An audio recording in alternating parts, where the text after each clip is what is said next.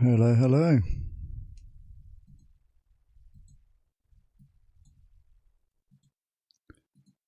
How are we doing?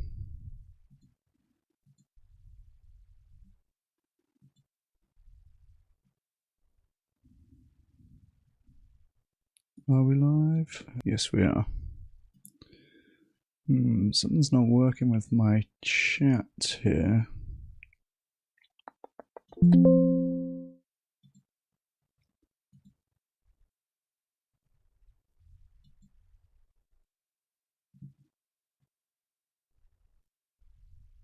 Alright, maybe that's working now.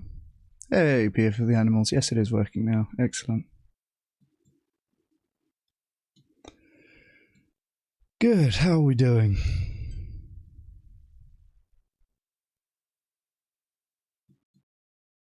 Now, if I do this...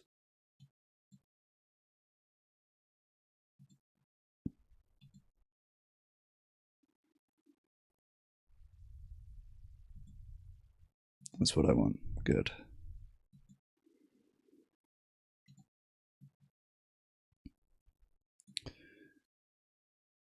Hopefully that is working now, Peer. A little slow to get everything in order today.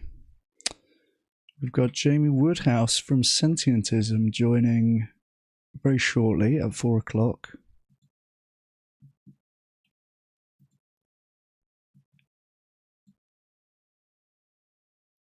Let me get that call up.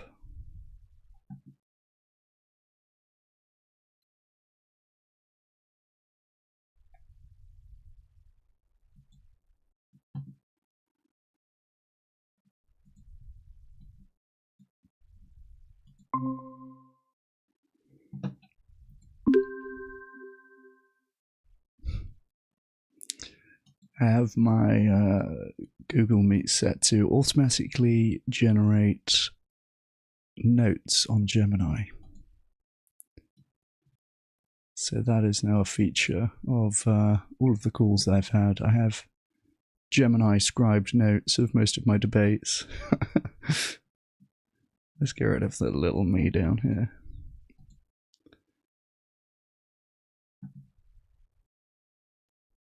Still just black and the info about the starting times coming and going. Hey Bretta, how are you doing? Can you guys see the Google Meet screen here?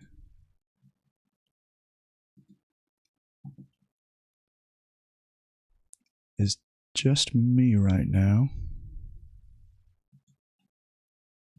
But Jamie's joining in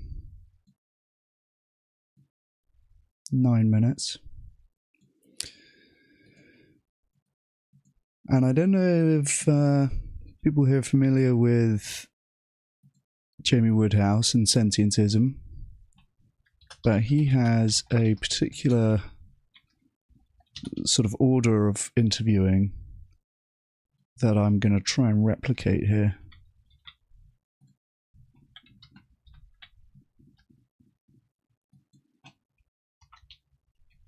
So I've got my notes for doing that.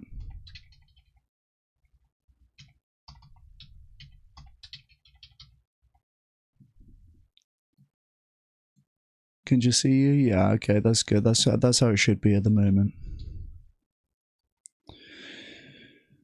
That's good.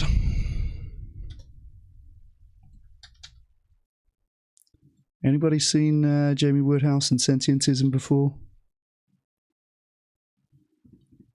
He's a good lad. He's had some very good people on Sentientism, actually. I think he's had Peter Singer on there. Let me see, I've got my AI on the other tab here.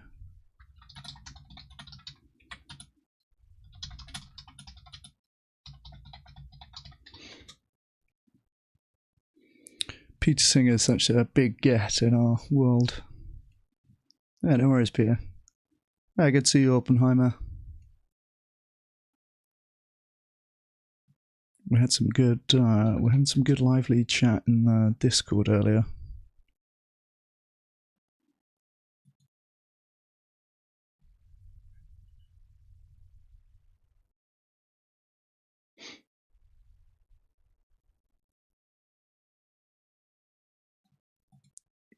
No, Oppenheimer's been making spreadsheets. I love to see it.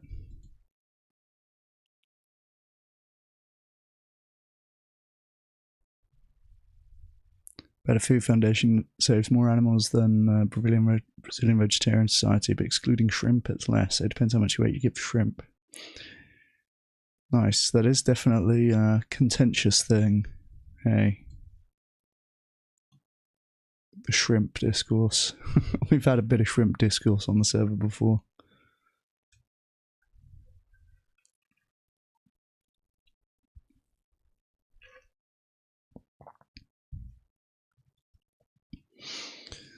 Nice bit of live charity evaluation in the server. You love to see it.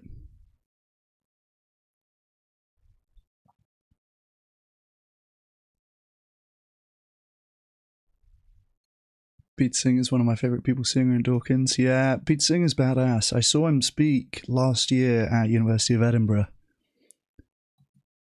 And he's so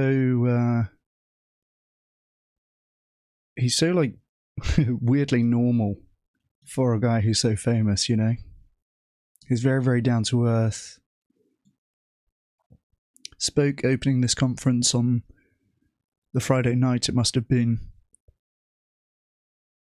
And subsequently came along on the Saturday and I think even on the Sunday as well, and hung around, said hello to people. Really had time to talk to people, you know, wasn't rushing them through. Really seemed interested in everyone.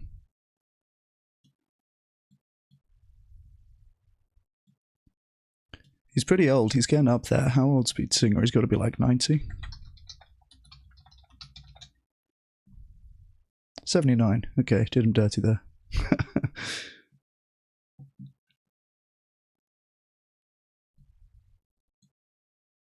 79, sprightly young age of 79. I think you got to be pretty grounded to give as much charity as he has. Yeah, true, Oppenheimer.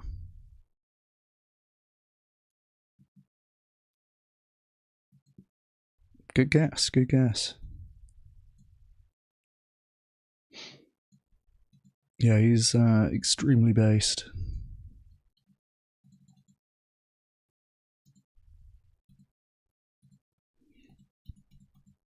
And he lends his name to some very worthy causes as well.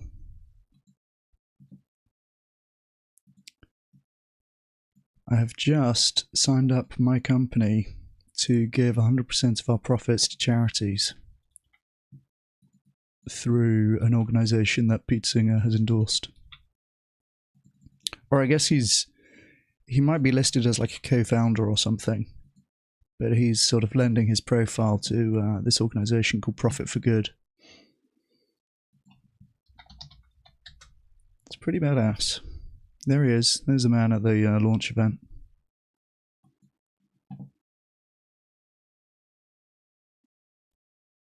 So he is, he's not done yet.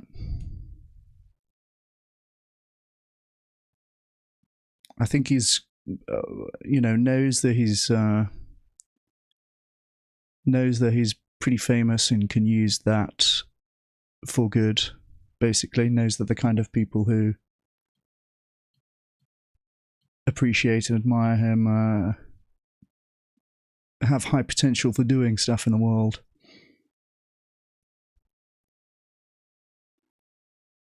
So he uses that for good, which is very cool to see.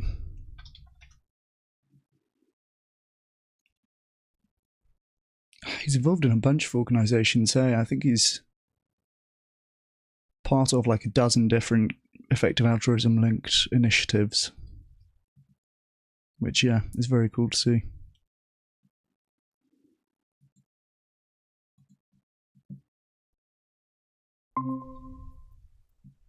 Jamie, hi, how are you doing?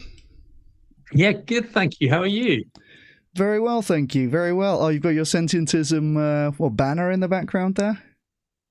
Yeah, I had it made up for a religious education teacher conference I went to recently. So, oh, awesome. Very cool. By the way, we're already live. Adding it to the sort of merch and branding. So nice, excellent, excellent.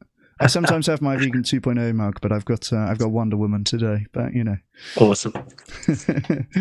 How are you doing? Are you okay? Yeah, doing really good. Thanks. Really good. Yeah.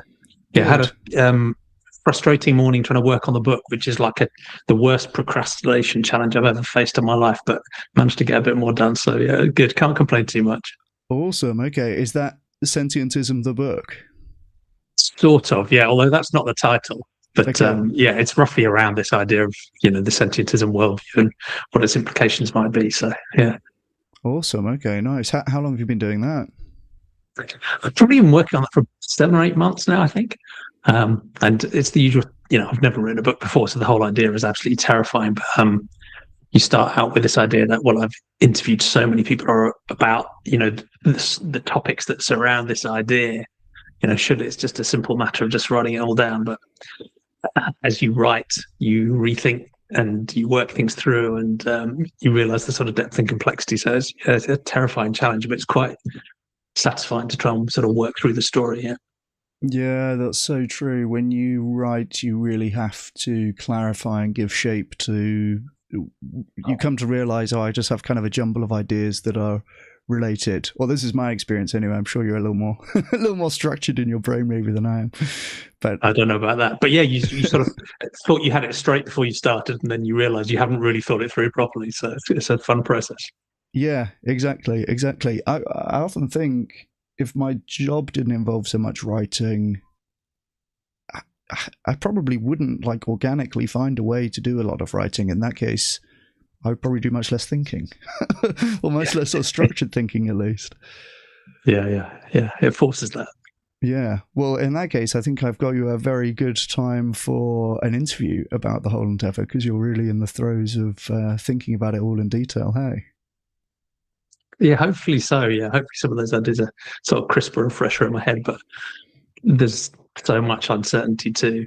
But that's part of the point of the worldview, is to, you want to resist the uncertainty, but not to deny it either. You want to sort of revel in it, be comfortable with it, and still be curious enough to try and keep working forward. But yeah, that's a really good tenet to have as part of the worldview, isn't it? Because it allows for evolution within that. You can't really ever say this is the finished product. No improvements from here.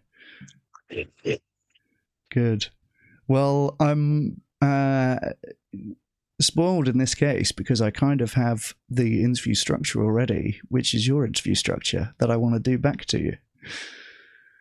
I can't believe you're going to turn the tables on me. Yeah. I'm going to turn the tables on you. Yeah, I'm was pleasantly surprised to learn that nobody had done this yet when I asked you about it probably last year at an event in London, and I'm glad to have the chance to do it.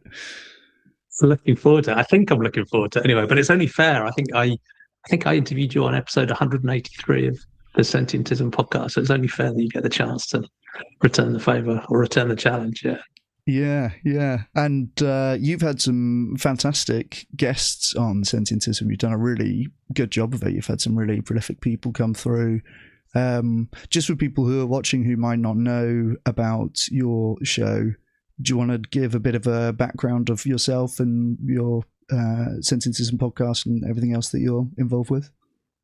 Yeah, happy to. I mean, this Sentientism worldview thing has become a sort of life mission for me. So it's most of what I do now. And in simple terms, it's a worldview that you might compare to religious worldviews, Christianity, Buddhism, Jainism, Zoroastrianism. But you could compare it to other non-religious worldviews like humanism too. So it's trying to answer some of those same deep foundational questions. I think worldviews are, when you really get to the root of your thinking, you keep asking, why do I believe that? Or why do I think this is right or wrong? The roots you get to are your worldview, and they're quite often neglected. So Sentientism is like another way of answering those deep questions, the ones you're going to be asking me, like what's real, how do we understand the world, what matters, who matters, all with the aim of trying to make a better world. So in practical terms, we're doing a lot of the things you might expect if you think about Sentientism as a worldview in that sort of menu of other options. We're building communities online and in person.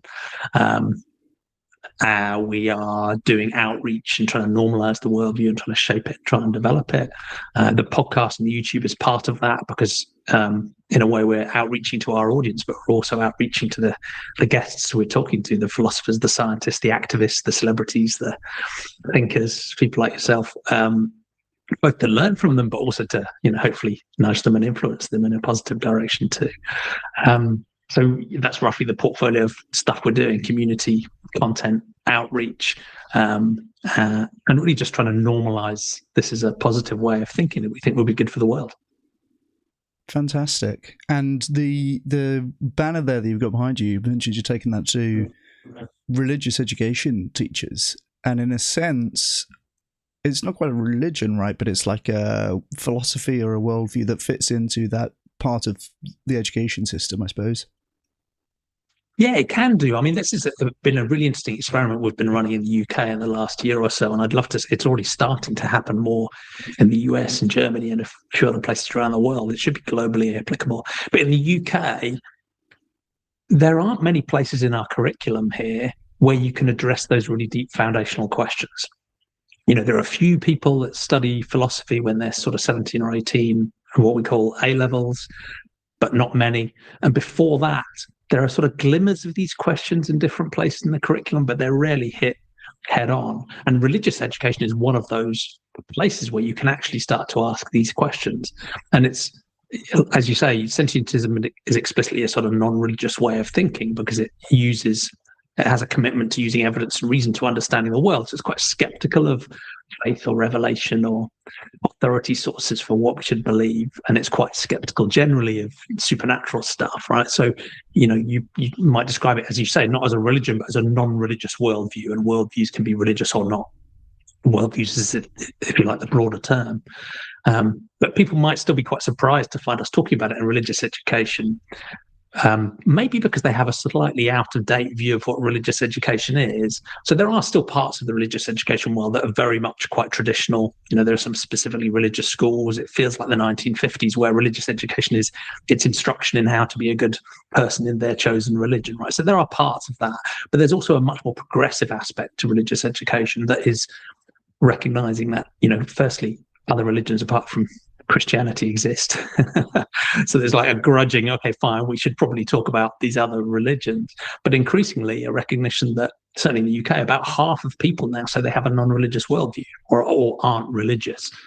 And we shouldn't oversimplify. It doesn't mean those people are atheists or humanists or sentientists or anything else, right? There's still a massive mix of non-religious worldviews there, but half of people in the UK say they're non-religious. So the religious education world has been recognizing that. So, well, look, we should look into that as well. So even though the subject is still called religious education, they've been broadening it out to think about these deeper philosophical questions and incorporating non-religious worldviews like sentientism and humanism into their classrooms.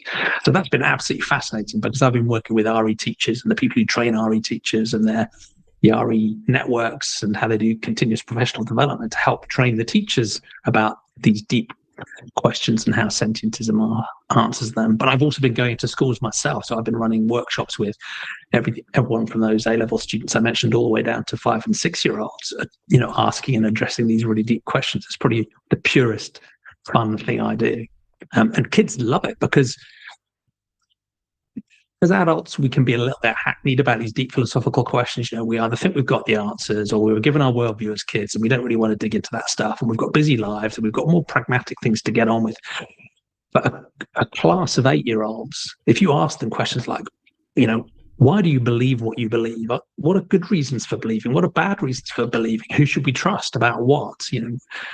Is the banana you had for breakfast really your cousin? Or is the earth flat? Does homeopathy work? Are there gods? Are there spirits? Is there heaven and hell, right?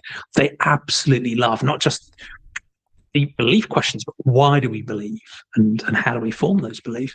And it's true on the ethics stuff. The kids are braver than the average adult when it comes to addressing these deep questions of ethics. Just what matters. But most importantly, who matters? It's one of the questions I think is most often neglected, even in modern moral philosophy. But kids just love digging into those questions. They're brave, they're open-minded, and they want to explore. And that bravery and open-mindedness and curiosity is sort of central to the sentientism worldview, as I'll explain it. So. Yeah, damn, that's so interesting. There's so many tangents I have to resist going on because there's so much interesting what you said. I mean, I think, yeah, I remember doing religious education at school and not thinking much of it and thinking from quite an early age, like, well, I'm not religious and this isn't really relevant to me. And like, I guess they were doing. We definitely did world religions. I remember doing a whole thing about Sikhism, and they have their hair in a certain way and all this, but it wasn't particularly like insightful in a way. It wasn't really like what you really want is philosophy, right?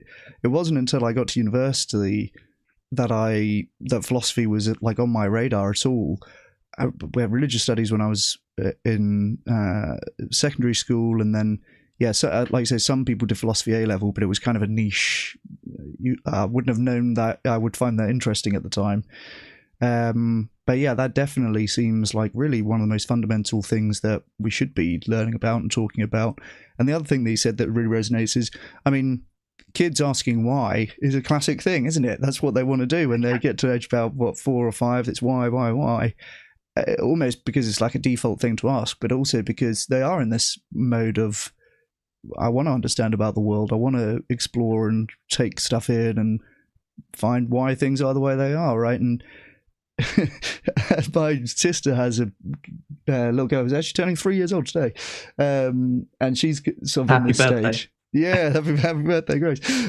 She's sort of in this stage where she's asking why, and it gets to the end of the parents' knowledge about these things. You go, well, because that's the economic system that we have, and that, right? It's like, who knows if that's where she thought that was going, or if she's just saying why. But until that, you don't have, or you're not often prompted to reflect to that extent on why.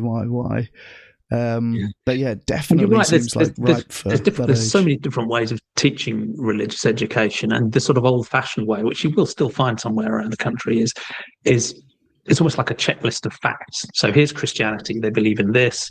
They do these rituals. They have these churches. They have these types of priests. And then here's Islam. They believe these things. They have these books. They have these rituals. They wear these clothes. And it's just like, and now you need to memorize that stuff, right? And arguably that's part of a sort of pragmatic tone in the whole of education. It's just about absorbing facts and then regurgitating them so you can score the right marks in the exam.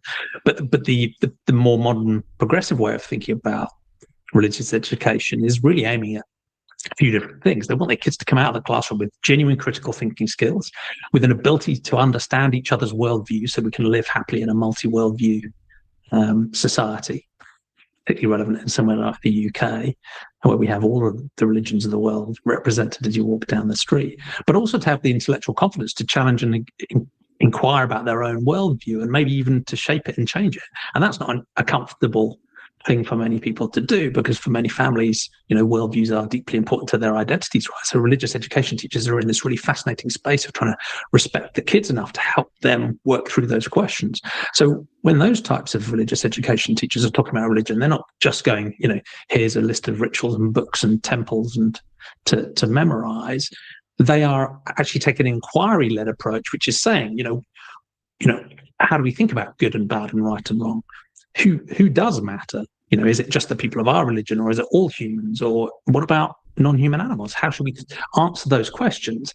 And then you can bring all the different worldviews in to explain how they might, someone with those worldviews might answer those inquiry questions. But the inquiry is the center, not just like a pick list of stuff. And that helps you go really deep. So I find that when I'm talking about sentientism in the classroom, is quite often some of the initial questions from the kids will be in that template of a religion. What priests do you have? What festivals do you have? How do you celebrate births and deaths and marriages? Do you have a religious book? Do you have commandments? Right? And it's like, we don't have any of that stuff, because the sentientism worldview is just the philosophical core foundations of how to understand the world and how to work out who matters, which is why it's evidence, reason, and compassion for all sentient beings. So we don't have all that other stuff.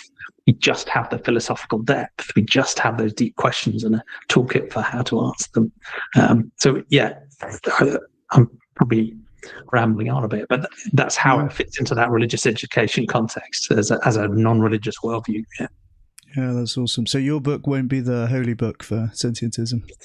Absolutely, the Bible. I mean, that's one of the weird things about it, because I think almost every worldview hard codes in some specific beliefs, right? So if you're a Christian, you pretty much have to believe in the Christian God and the resurrection of Christ, or Islam, or most of the other worldviews will have a similar sort of thing where there are some specific beliefs hard-coded into it.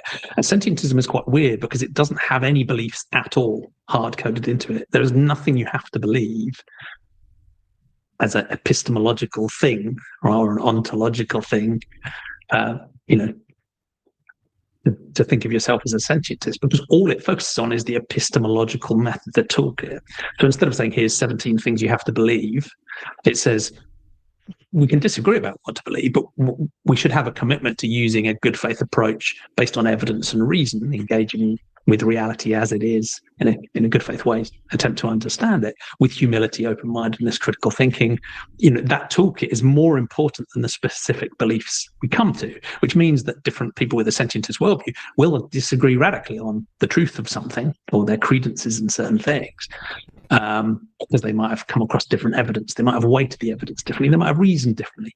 But at least if we have a common commitment to that evidence and reason toolkit, that naturalistic epistemology, we can at least still talk about, trying to come to some consensus about the reality we all share. So it doesn't have any dogmatic beliefs built into it. It's just that epistemological start. And then twinned with that is this ethical commitment to compassion for all sentient beings. You could say, is that a belief? I'd say, well, it's not really a belief. It's not a statement of fact. It's more an ethical stance, right? There's an epistemological toolkit commitment, an ethical stance, but no specific beliefs you have to believe in. Although there's a correlation, right? I think if you're genuinely committed to using evidence and reason in good faith, there are certain beliefs that, it can be pretty hard to support. Yeah, it'd be kind of, it's quite challenging to avoid some conclusions with those commitments from the start. But that's a good segue into your first structured question, which I should be asking you, which is, what's real? So,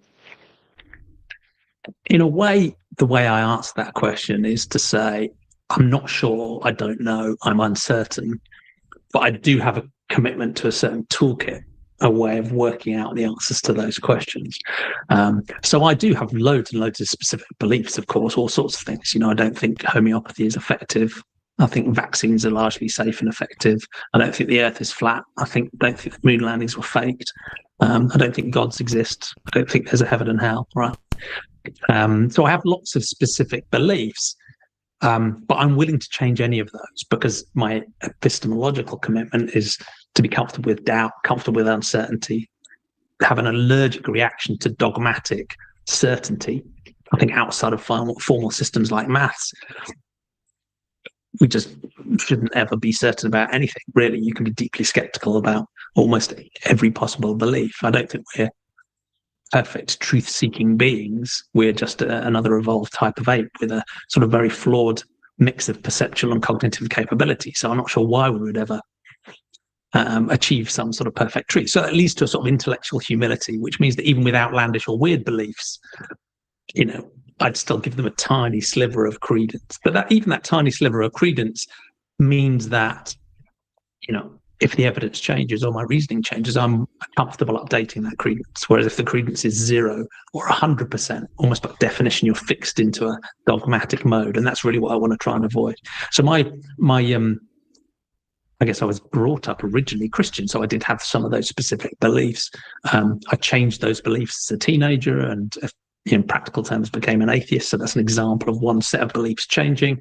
But my beliefs have continued to change through my life, and I hope will continue changing and never stop. So that I don't know if that's a long way of answering the what's real question. There's loads of things I could say I think are probably real or probably true, but most important is that toolkit.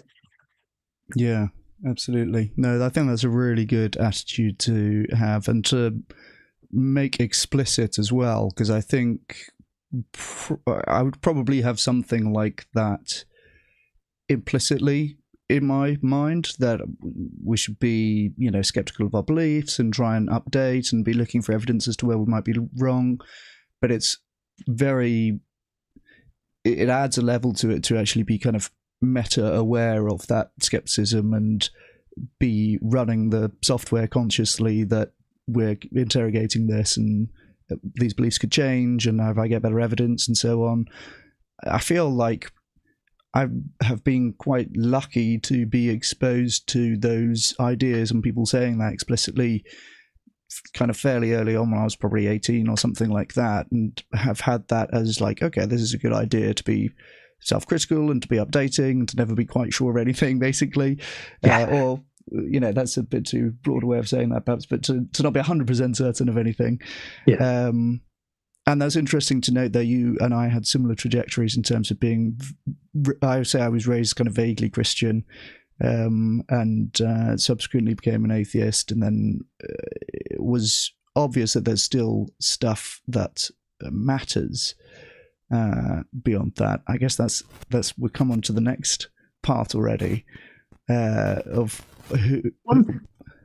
One quick thing before we go on to that I wanted to throw in is that, in a way, it's quite easy to say, well, I've gone on this journey from, you know, maybe I used to have a faith-based worldview, or it was a worldview that was maybe based on some arbitrary beliefs or some poorly founded beliefs, or, you know, it was maybe revelation-based or authority-based, where I sort of unquestioningly just took it as gospel, right? And now I've moved away from that approach to use evidence and reason, and, you know, and I think it's a valid shift. That's a shift that I've taken, right? But there's a trap still waiting for you. And I think you can find it in the religion and the atheism space, where there are certain people, you know, you might think of some of the more angry atheists who I think have gone through that transition. They're like, you know, I've abandoned faith and revelation and, you know, textual authorities. Now I'm committed to using evidence and reason. I've done all the evidence and the reasoning, come up with all the answers, and now I'm right about everything. Right. You know, so they are now as dogmatically certain of their atheism, for example, as, you know, the people they criticize who are dogmatically certain of the existence of one of the many thousands of gods, right? So there's a trap there where you can sort of think you've gone on this journey, but then you've worked through all the answers, you've done the randomized control trials, you've done the philosophical thought experiments, and now you've reached the true answer. But if you're 100% sure you've reached the right answer, that's become its own dogma. And I think, you know, you're now pretending to use evidence and reason, but you're not really applying the tenets that you were just explaining of a sort of proper naturalistic epistemology, where you still have to have some doubt. You still have to be willing to change your mind. You still have to, you know, feel uncertainty and resist that temptation to fill in the answer automatically, be curious and try and find out. And so I think there's, you know, that's a pattern I think is really interesting, because that can often leave us open to criticism if we become too dogmatic about the things we believe because of science or because of a naturalistic approach. We're essentially, you know, making the same error, and leave ourselves open to criticism and attack, rightly. So yeah, it becomes a sort of religion of its own if you if you think you have the right answer in another direction. Is that the sort of key feature of a religion as opposed to a worldview or something else? Is that there's some element of faith, there's some like part which you mustn't question? Is that a fair characterization of it? Yeah, roughly. I mean, it's difficult because the academics who look at different forms of comparative religion, you know, it's like any human concept, it's messy and has fuzzy edges and it's very blurry. But most of them will talk about the distinction between a broadly defined worldview and a religious worldview, being that there is something of the supernatural belief, and or maybe a fixed belief that's part of it. So that is part of the pattern, yeah, generally. But you can find all sorts of fuzzy edges. So there are, for example, Buddhism doesn't have some of the aspects of a religion that you might expect, but it still has quite a lot of the supernatural stuff built into it in its original form. But then many people have taken Buddhism and sort of created a secularized, westernized version of it that strips out the supernatural. And so you could ask the question, is a secular Buddhist, you know, are they still really religious or not? And I don't know, it's a fuzzy question. But I think you're right. The center of gravity of the definition of a religious worldview tends to have something of the supernatural, something of the theistic or the theistic, you know, in it, and some beliefs that fit around that structure. Yeah, interesting. Where do you see spirituality or things like meditation and things like this fitting into that picture? So one of the other things I think we should be careful about is not to be too narrow about the types of evidence we acknowledge as evidence. So some people will say, well, okay, you're committed to evidence and reason. The only type of evidence is formal scientific evidence. It's people in white lab coats doing randomized control trials. That's all we count of as evidence. And I don't think of it in those terms. I think evidence should be a broader, richer term that refers to, any reasonable quality information we get from reality. So, I'm looking at this mug now. I'm pretty sure, I'm not 100% sure, but I'm pretty sure it exists. It represents the pattern of real matter and energy in the universe. But I haven't done a randomized control trial or any science, right? But I've, in a good faith way, tried to interpret my senses. So that also needs to apply to our own experiences, I think, as well. So some people will say, well, your own experiences you can't trust them. You need external corroboration. Our own internal experiences are almost meaningless in terms of evidence. And it's like, well, that's tricky because even the external evidence comes through our experience. So you can't really completely deny your own experiences as valid because you've got nothing else to go on.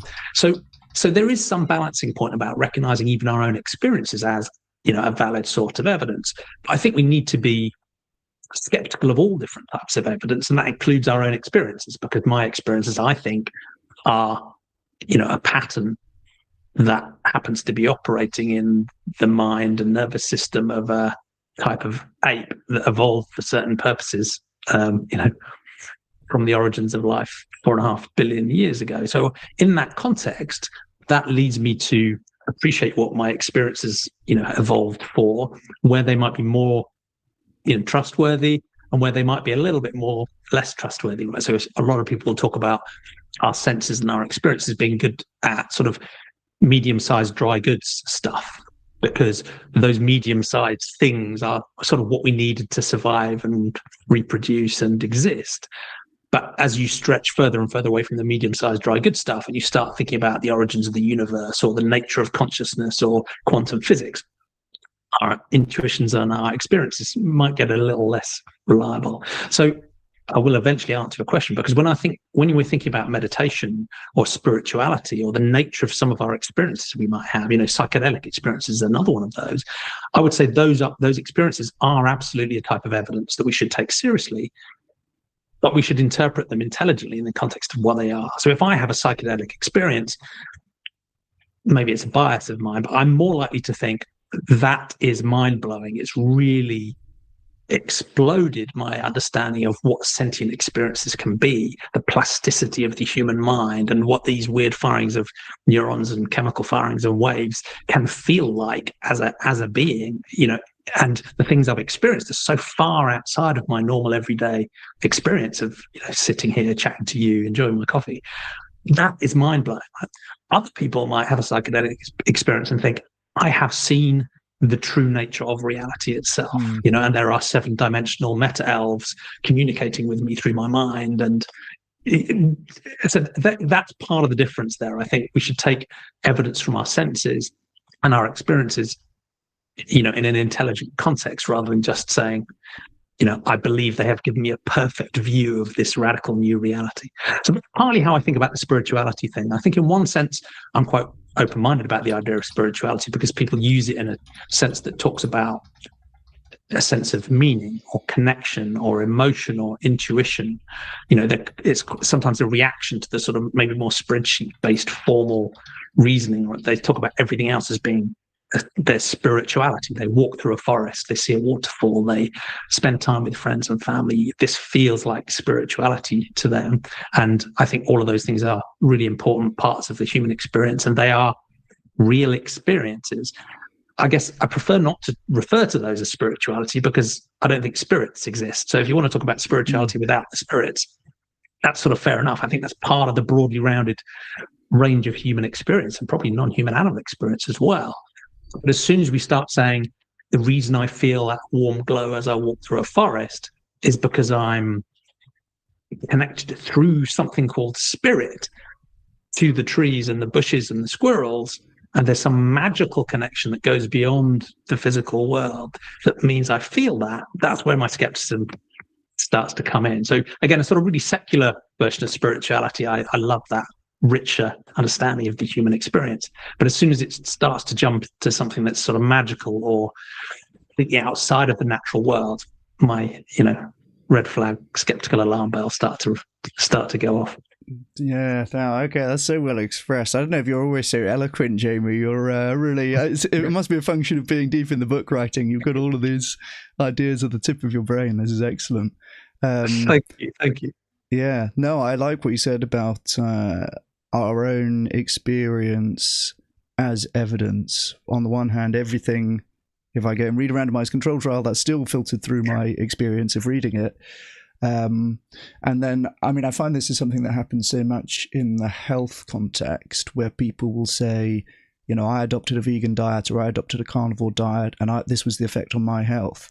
And I always want to say, you can't really know. I mean, your own story and experience feels very compelling to you, and there is a sense in which people think maybe I'm, built different to everyone else, or we all have genetic variants and stuff like this, right? And that's true to some extent, but it seems obvious to me that it's impossible for you to have controlled every other variable which might have impacted on those things. When you change your diet, you might have also changed your exercise regime, or you're just feeling tired that week or whatever. There's so much going on. It's very, very difficult to pin that down. And so I think skepticism of one's own experience is a healthy thing to have as well, right? Yeah, completely. Yeah. Damn. Okay. All right. Well, that's really good. I think we've done a good job. Do you have anything else that you want to say with respect to epistemology or religion, reason, and so on before we move it along? I'm hesitant about rambling on another topic, but sometimes people do challenge me as to why sentientism talks about epistemology at all. And quite often those are people from the vegan animal advocacy movement, because their hypothesis, I guess, is, look, the compassion is all that matters. The reason humans do terrible things to each other and to non-human animals and to other sentient beings is because we don't care, right? It's just an ethical failing. And if we can fix that ethical failing, the world will be a happier place. And I sort of agree, it would be a happier place. And I do think ethical failings are, one big chunk of reasons why there are human-caused problems in the world. But when I think about all the human-caused problems in the world, yes, they're partly down to a failure of ethics and moral consideration and moral inclusion, but they're also just as much a failure of facts. So that's why I embed the epistemology stuff into sentientism as a worldview, because without it, I don't think it really counts as a worldview. If you don't have some basic way of understanding reality as it is, I'm not sure you've really got a worldview. You've just got an ethical stance. We've just got an opinion about one particular topic. And practically, the other reason for getting the epistemology right, I mean, one is some people will say, look, there's just something intrinsically good about understanding reality well, right? Having decent knowledge about the world is just intrinsically good. And I'm like, well, maybe, but the reason I think understanding reality well is because we want to make it better. And if you really want to make reality better, it's useful to have a good understanding of reality. It's never going to be perfect, but it's useful to have a good understanding of reality.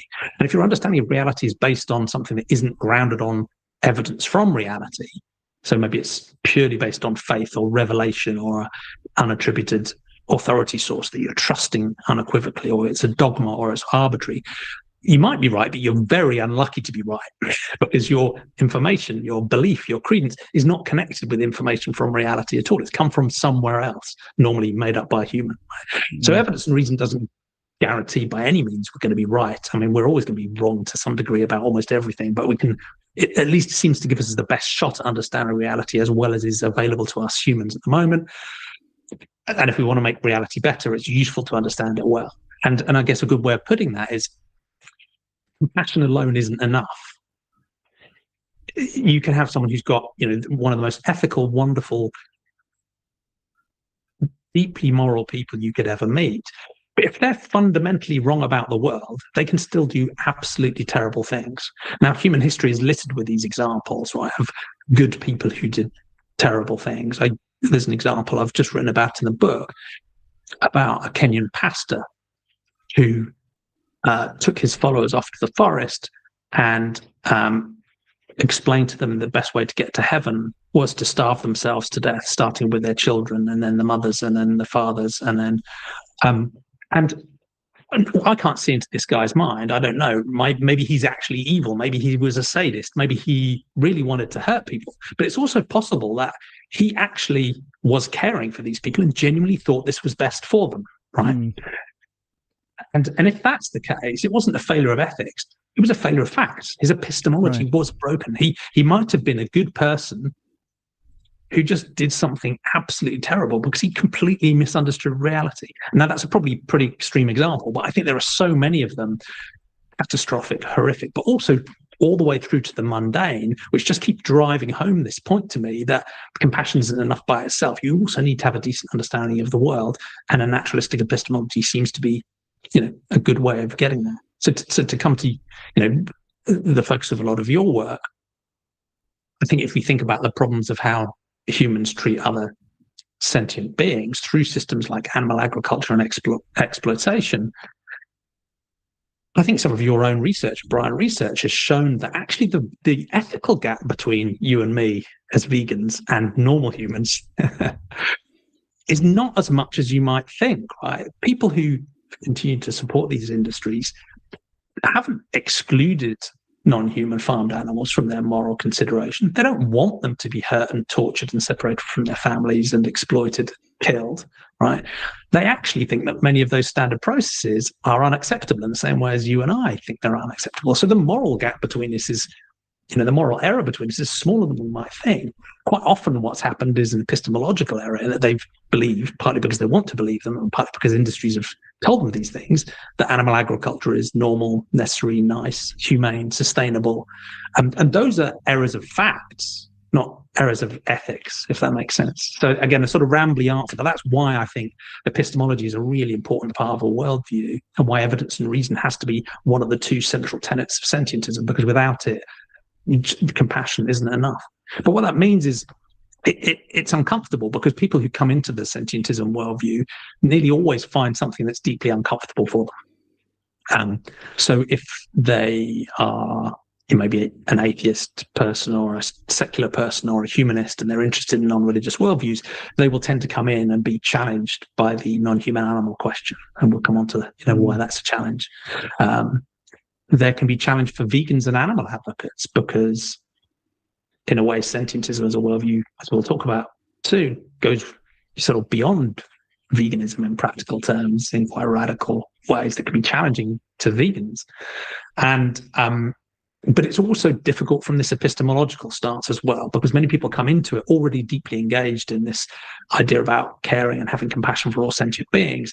But nearly all of us have got some sorts of beliefs that we really want to hold on to that actually aren't that well founded, and that can be uncomfortable. And the closer they are to the core of your identity, the more uncomfortable it is. But I think it's important to face up to those things too, and to deal with them compassionately and honestly, and change our minds if the evidence conflicts, right? Yeah, that's really well put again. And I find myself spending a lot of time really in this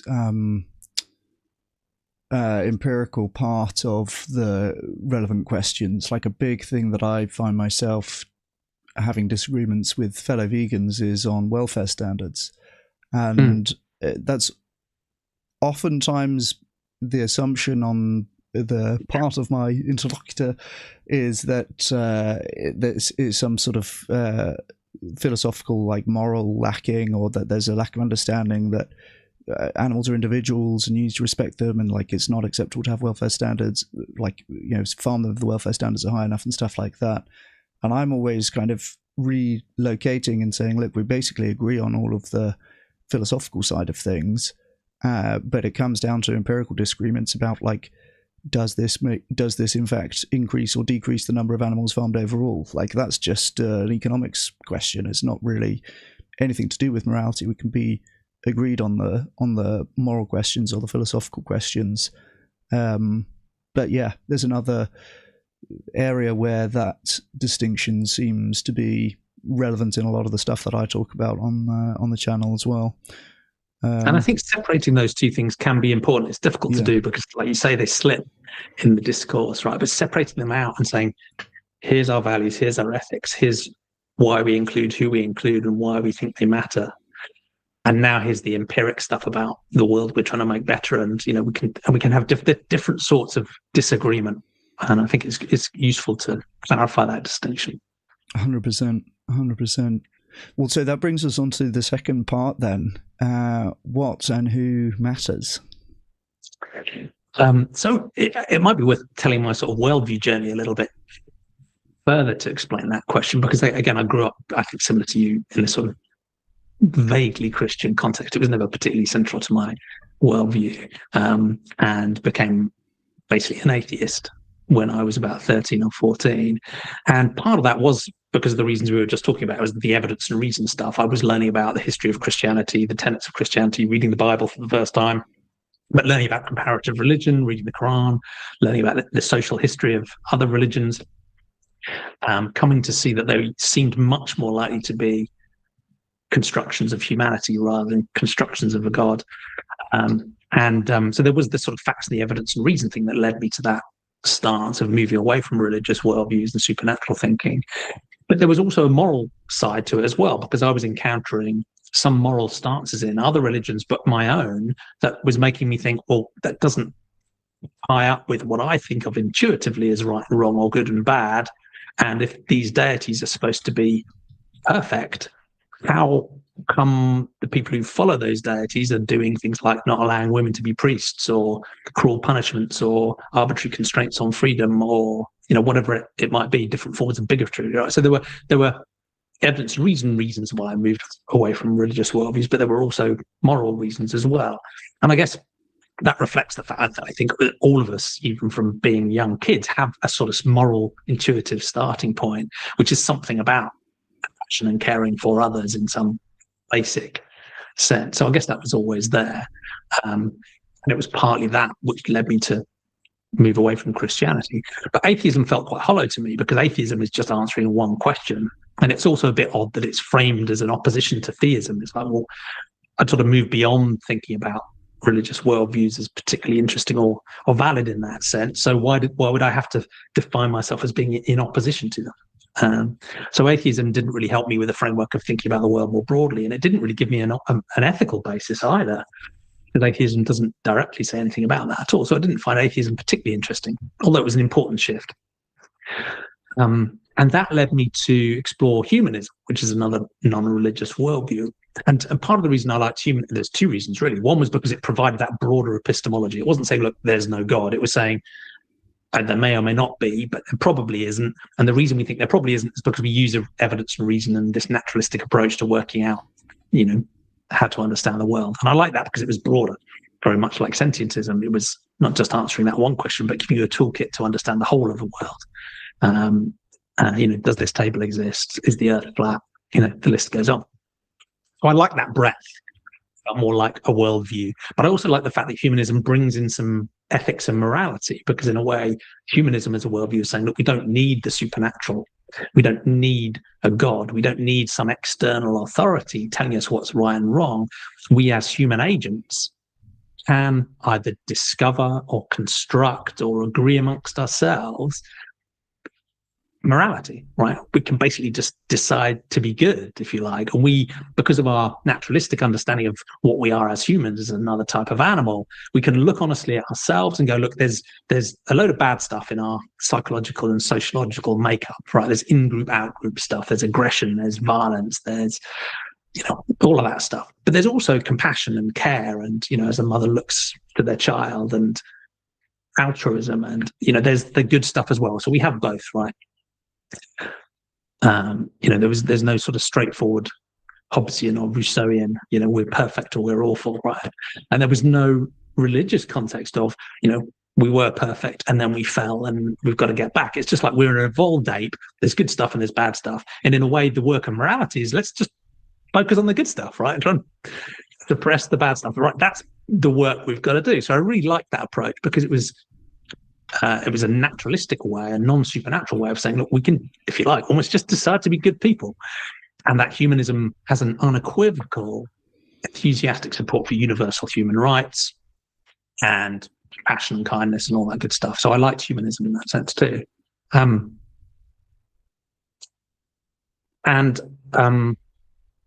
Where should I go next? I guess what was at the root of that, answering your question of, what matters, was actually a direct tie to the who matters question. Because when I was thinking about what matters, I don't know if I would have put it in this way at that time as I was growing up, but I've explored all sorts of different types of moral systems since: utilitarianism, deontology, feminist care ethics, virtue ethics. I find that stuff fascinating. But there's a common sense core in all of those ways of moral thinking that is almost definitionally about how we care for others. So in a sense, if I didn't care about anybody else at all, I was completely egotistic and selfish, I would call that amoral. And if I actively wanted to harm others, I would call that immoral. So in a sense, being moral is just an aspiration, at least, to care about others in some sense. So it's already linking that what matters question to the who matters question, because you then have to think, well, who are those others? And the default approach within humanism is to say, well, it's all the other humans, of course, right? And there's a tension there, because when I was starting to think, well, why do all of these other humans matter to me? One obvious answer, and I sometimes get this when I'm running the workshops with kids in the classroom, is, well, because we're all human. And you think, well, okay, that sort of ticks a box, right? So why do we care about humans? Because they're human. Why should we care about humans? Because they're human.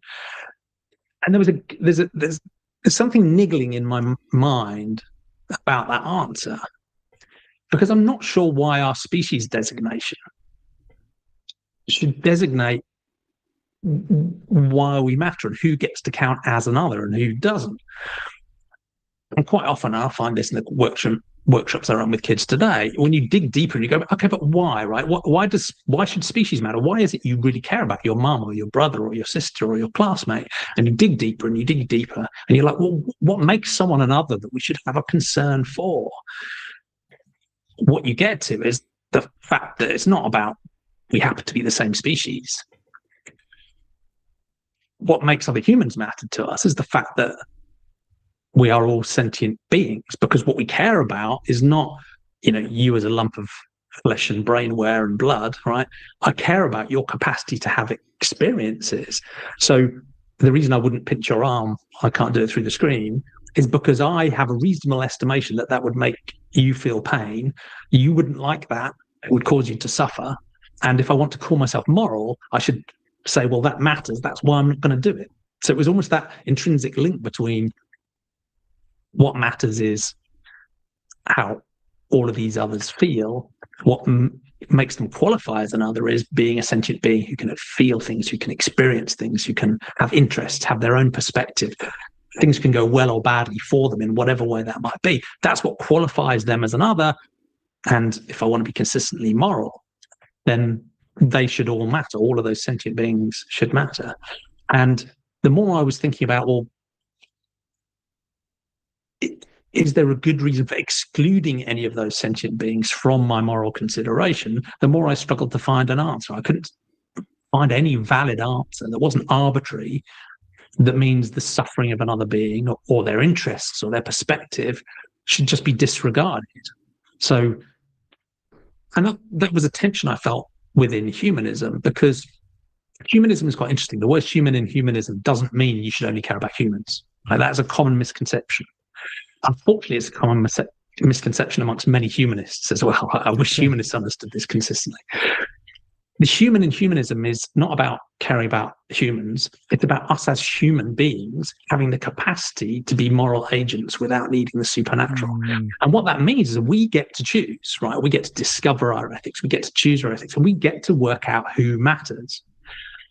And that doesn't have to be just humans. And in fact, I don't think it can just be humans. I don't think it's coherent to just care about humans. There's no logical reason to just care about humans. It's as arbitrary as caring about, other white middle-aged men called Jamie, right? I mean, right. Why should that set my moral scope? That is as arbitrary as caring about other members of the human species. So having said that, humanism leaves that door open. You can absolutely care about all sentient beings in a really rich, powerful way that can lead you to, for example, veganism while being a humanist. The door is not shut. But at the same time, the central gravity of humanism, for various reasons, still remains very focused on humans. It's very anthropocentric. So it's partly framed as a response to religion still. So it's saying, look, religious people have their own communities. We're going to have one too. Religious people in many places around the world, and even in the UK, still have religious privileges that non-religious people don't have. So Iran and the UK are, I think, the only two countries in the world that has religious clerics in their legislature, which is a bit interesting. Right. So humanism is saying, right, let's resist that religious privilege. And humanism also does lay out a positive stance on universal human rights and resisting racism and sexism and homophobia and transphobia and so on. So its support for human rights is unequivocal. But that's the central gravity of humanism as it is today. It's still quite focused on the human. And that tension was what led me to shift to work on sentientism as an alternative non-religious worldview, was to say, I hope humanism will continue to develop in a way that becomes more sentiocentric. It decenters the human as a moral patient, and it opens up to caring about all sentient beings in a very serious, direct, non-tokenistic way. And I think that will continue to happen over time.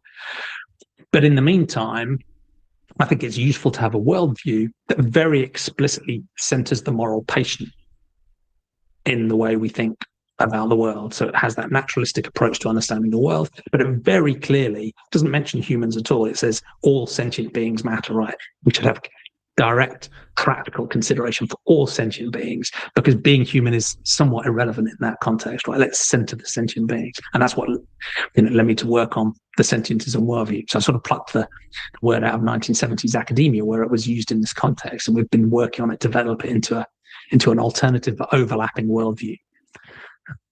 So the short answer is I'm quite pluralistic about what matters in terms of your sort of moral system you want to apply. I can see the pros and cons of various ones. I think broadly I end up still being a consequentialist, but I'm nervous about some interpretations of utilitarianism, so I can see the value of care ethics and rights and so on. So I'm quite pluralistic about that, and the sentientism worldview is too. But one thing I'm pretty confident in is that all sentient beings at least should matter, and should matter seriously, and that's partly why sentientism focuses on the moral scope question more than which moral system you might prefer. Okay. I love it. Well, I thought that you had coined sentientism. Cool that it was kind of existing. I mean, it makes sense. It makes so much sense. Like, as soon as I hear the word, I'm like, yeah, that's that's how to do morality, right? That's what. It's kind of clearly what matters. And so, at what point on that journey did you become a vegan? That was from, you were humanist, and then you were thinking that is there more, and then that kind of led you into veganism. Is that what happened? Yeah. So I was I was similar journey to yours, but I took embarrassingly longer to make that journey. So I've been vegetarian since I was in my, I think, early mid-20s, something like that, which is a long while ago now, while I was a humanist. And I was vegetarian for the same reasons I'm vegan now. But I think it was sort of social weirdness calibration that stopped me from going further. Vegetarianism already felt quite weird in my social environment, friends, family, work. And at the time, veganism felt like it was just going too far. So it's quite an interesting case study for me, because I remember having, in a sense, sort of ethically got it, right, quite early on. But because of that social weirdness calibration and my lack of willingness to sort of push the boundaries socially, I then deployed all of the usual cognitive dissonance, avoidance, ignorance, discussions, or toolkit to justify why I wasn't going further. So I remember conversations as a humanist and with non-vegetarians where they were challenging me and said, well, why aren't you vegan? Look at egg production, look at milk production, look at, these other things. Surely they're, causing harm and death as well. And I was actually arguing against that, talking about, in theory, these types of products could be produced without killing, and maybe there's an ethical way of doing it. So it's quite interesting to remember how determinedly I was defending that stance then, which I find strange now. So it was in parallel, but it was partly because I was, even just being vegetarian while a humanist, it was very obvious to me that the non-human animal topic, I guess two things within humanism, and again, this is a descriptive thing rather where it should be, because I think it will and it should and it is changing. But descriptively, it's seen as an optional topic, non-human animal ethics. So if you were in a humanist community and you talked about a human social justice issue or a human form of discrimination or a violation of human rights as if it was optional, you'd get some pretty mean stares, right? Because none of those things are optional in humanism. They are core to humanism. Universal human rights, no intra-human discrimination, no rights violations, right? Locked in, 100% sure, right? Non-human animal ethics is treated as an optional question, right? It's not in the core. We don't have to talk about it. We can avoid it. In fact, we prefer to avoid it because humanists are just like normal people, right? You want to care, say you care about animals, but you don't really want to put it into practice and you don't want to recognize your role in these different systems. So it's seen as an optional topic. And it's also seen as an open question. So again, it's no real different from the normal person on the streets, right? Okay, I get that you might care about animals, but the choice about what I eat is a personal choice. I've excluded it from ethical concerns, and so I can do what I like, right? And if we're running a humanist event, we will, of course, serve animal products. We'll put on a vegan option, of course, right? Because we want to be inclusive, right? But we will absolutely serve animal products because we want to be inclusive too. And the animal question is an open topic, right? So it's open and it's optional. And so that was part of the frustration that I was feeling, and I still feel today, because that's basically where the center of gravity of humanism is today, and I think it will change. Yeah, I've been rambling again, but that was the tension that was building. But I still want it to be constructive, because the last thing I want to do is encourage humanists to double down and become more human-centered. Right? I think more and more humanists already are recognizing that there's no valid reason to restrict our moral scope to humans. It just isn't. And the implications of that, we have to work that through honestly, particularly because humanists as a group and as a culture are committed to a rationally grounded ethics. Right? The average person on the street, fine, there's cognitive dissonance, there's avoidance, there's ignorance, there's, all the stuff, right? But humanists are supposed to be able to cut through that. So humanists are rightly very proud of the leading role that worldview has played in resisting intra-human discriminations, and, the humanists that were helping draft the Universal Declaration of Human Rights and being on the front edge of social justice issues, even when the rest of society was pushing back, right? But they boldly saw those social norms, realized they were harmful, and pushed on through to drive positive change. And they're not yet doing that consistently with the non-human animal question, but I think it'll come. So sentientism and humanism, can absolutely already overlap in that sense. If you're a humanist that is deeply serious about your non-human animal ethics, you can think of yourself as a sentientist too. So I want to see that as a constructive thing. In the same way as people with a religious worldview, there's a lot of overlaps with sentientism as well. So, you can think about different forms of thinking about Christian stewardship or Islamic imperatives around avoiding mafsada, which is a form of harm, or the dharmic idea of ahimsa, right? Many of those religious worldviews have got some powerful common ground with sentientism as a secular, non-religious worldview when it comes to how we think about other humans and non-human animals too. So I like thinking about these worldviews not as sort of tribal identity badges where you have to pick one or the other. Quite often they've got really interesting, powerful overlaps, and I hope all of them over time will shift towards taking non-human sentient beings more seriously. Yeah, absolutely. Well, I mean, from what you've said, it sounds like humanism is very fertile ground for future vegans, basically, right? Because here you've got a group of people who are like, okay, I'm sort of post-religion, perhaps, for the most part, or outside of conventional religion, but I'm still interested in thinking about the moral dimension of the world and there's a right and wrong way to behave and so on. It's almost unfortunate that this ends up as a bit of a misnomer. I like what you said about it's about humans as moral agents, not humans as moral subjects, I guess. But yeah, it definitely sounds like this is the worldview that talks about humans. I think feminism probably has a similar issue where it's this is the worldview that talks about females. But it's really more nuanced than that. It's about gender in general, and men's issues could be feminist issues in some senses. So maybe that's for the humanists to evolve the worldview a little bit towards something like sentientism, basically. Hey, yeah, I think it'll happen over time. Yeah, nice. And I suppose there becomes a empirical part of the moral question about sentientism, which is where, like, there are some fuzzy edges there on one. Well, I don't know if on one end and the other end I was going to say, but some of the apparent edges, things like insects, bivalves. So you'll get bivalve vegans who will have mussels and oysters because they don't have a brain, they don't have a nervous system. That's arguable that they're not sentient. And these days also AI. It seems like sentience and consciousness is kind of emergent from sufficiently complex processing, and I find it harder and harder to find a place to stand where it excludes AI from that. As much as AI might insist that it's not that it's not conscious, right? It seems like at some point the lights have got to switch on there, right? What do you think about all of that?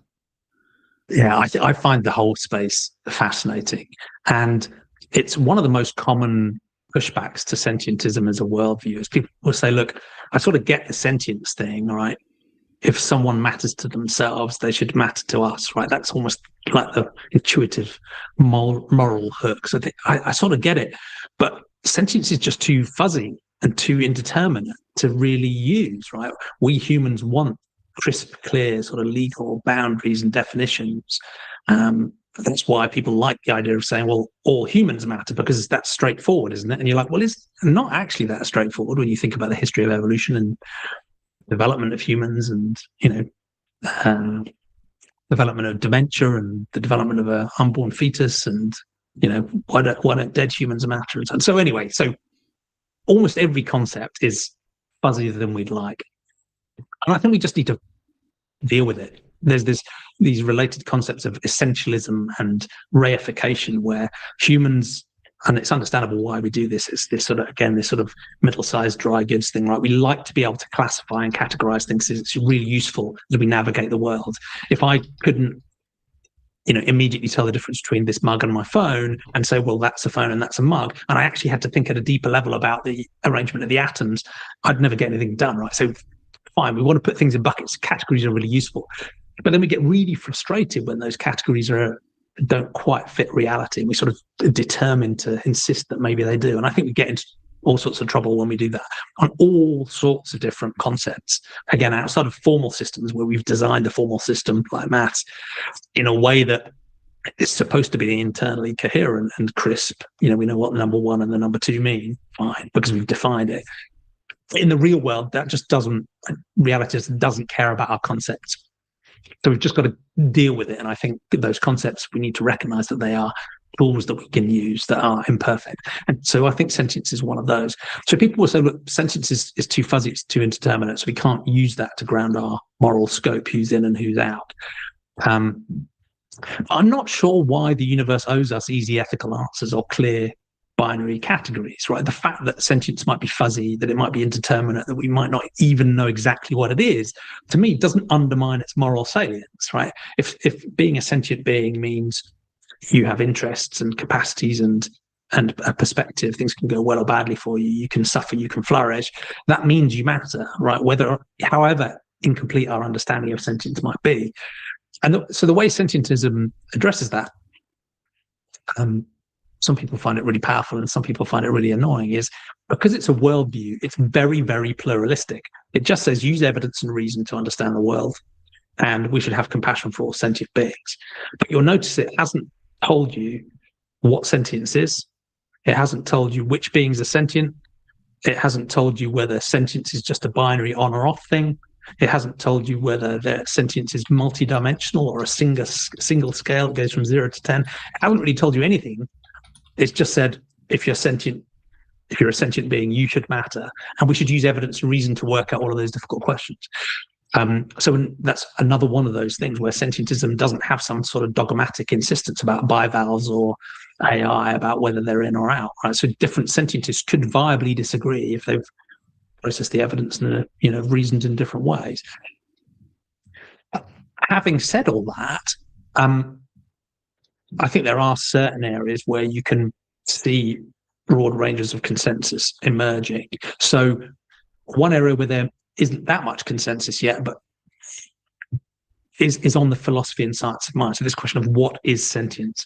And I find that intellectually interesting in its own right, but it's also interesting because it does link to the question of who is sentient. So the philosophy and science of mind is one of those places where you can start out with quite a sort of basic intuition about what consciousness is, right? I know you're conscious. I know I'm conscious. I know what it feels like. There's brains and there's nervous system. It's pretty straightforward, right? But then when you start digging into the philosophy and science of mind, you get your mind blown. So you will find panpsychists who think that because consciousness feels very deeply like it's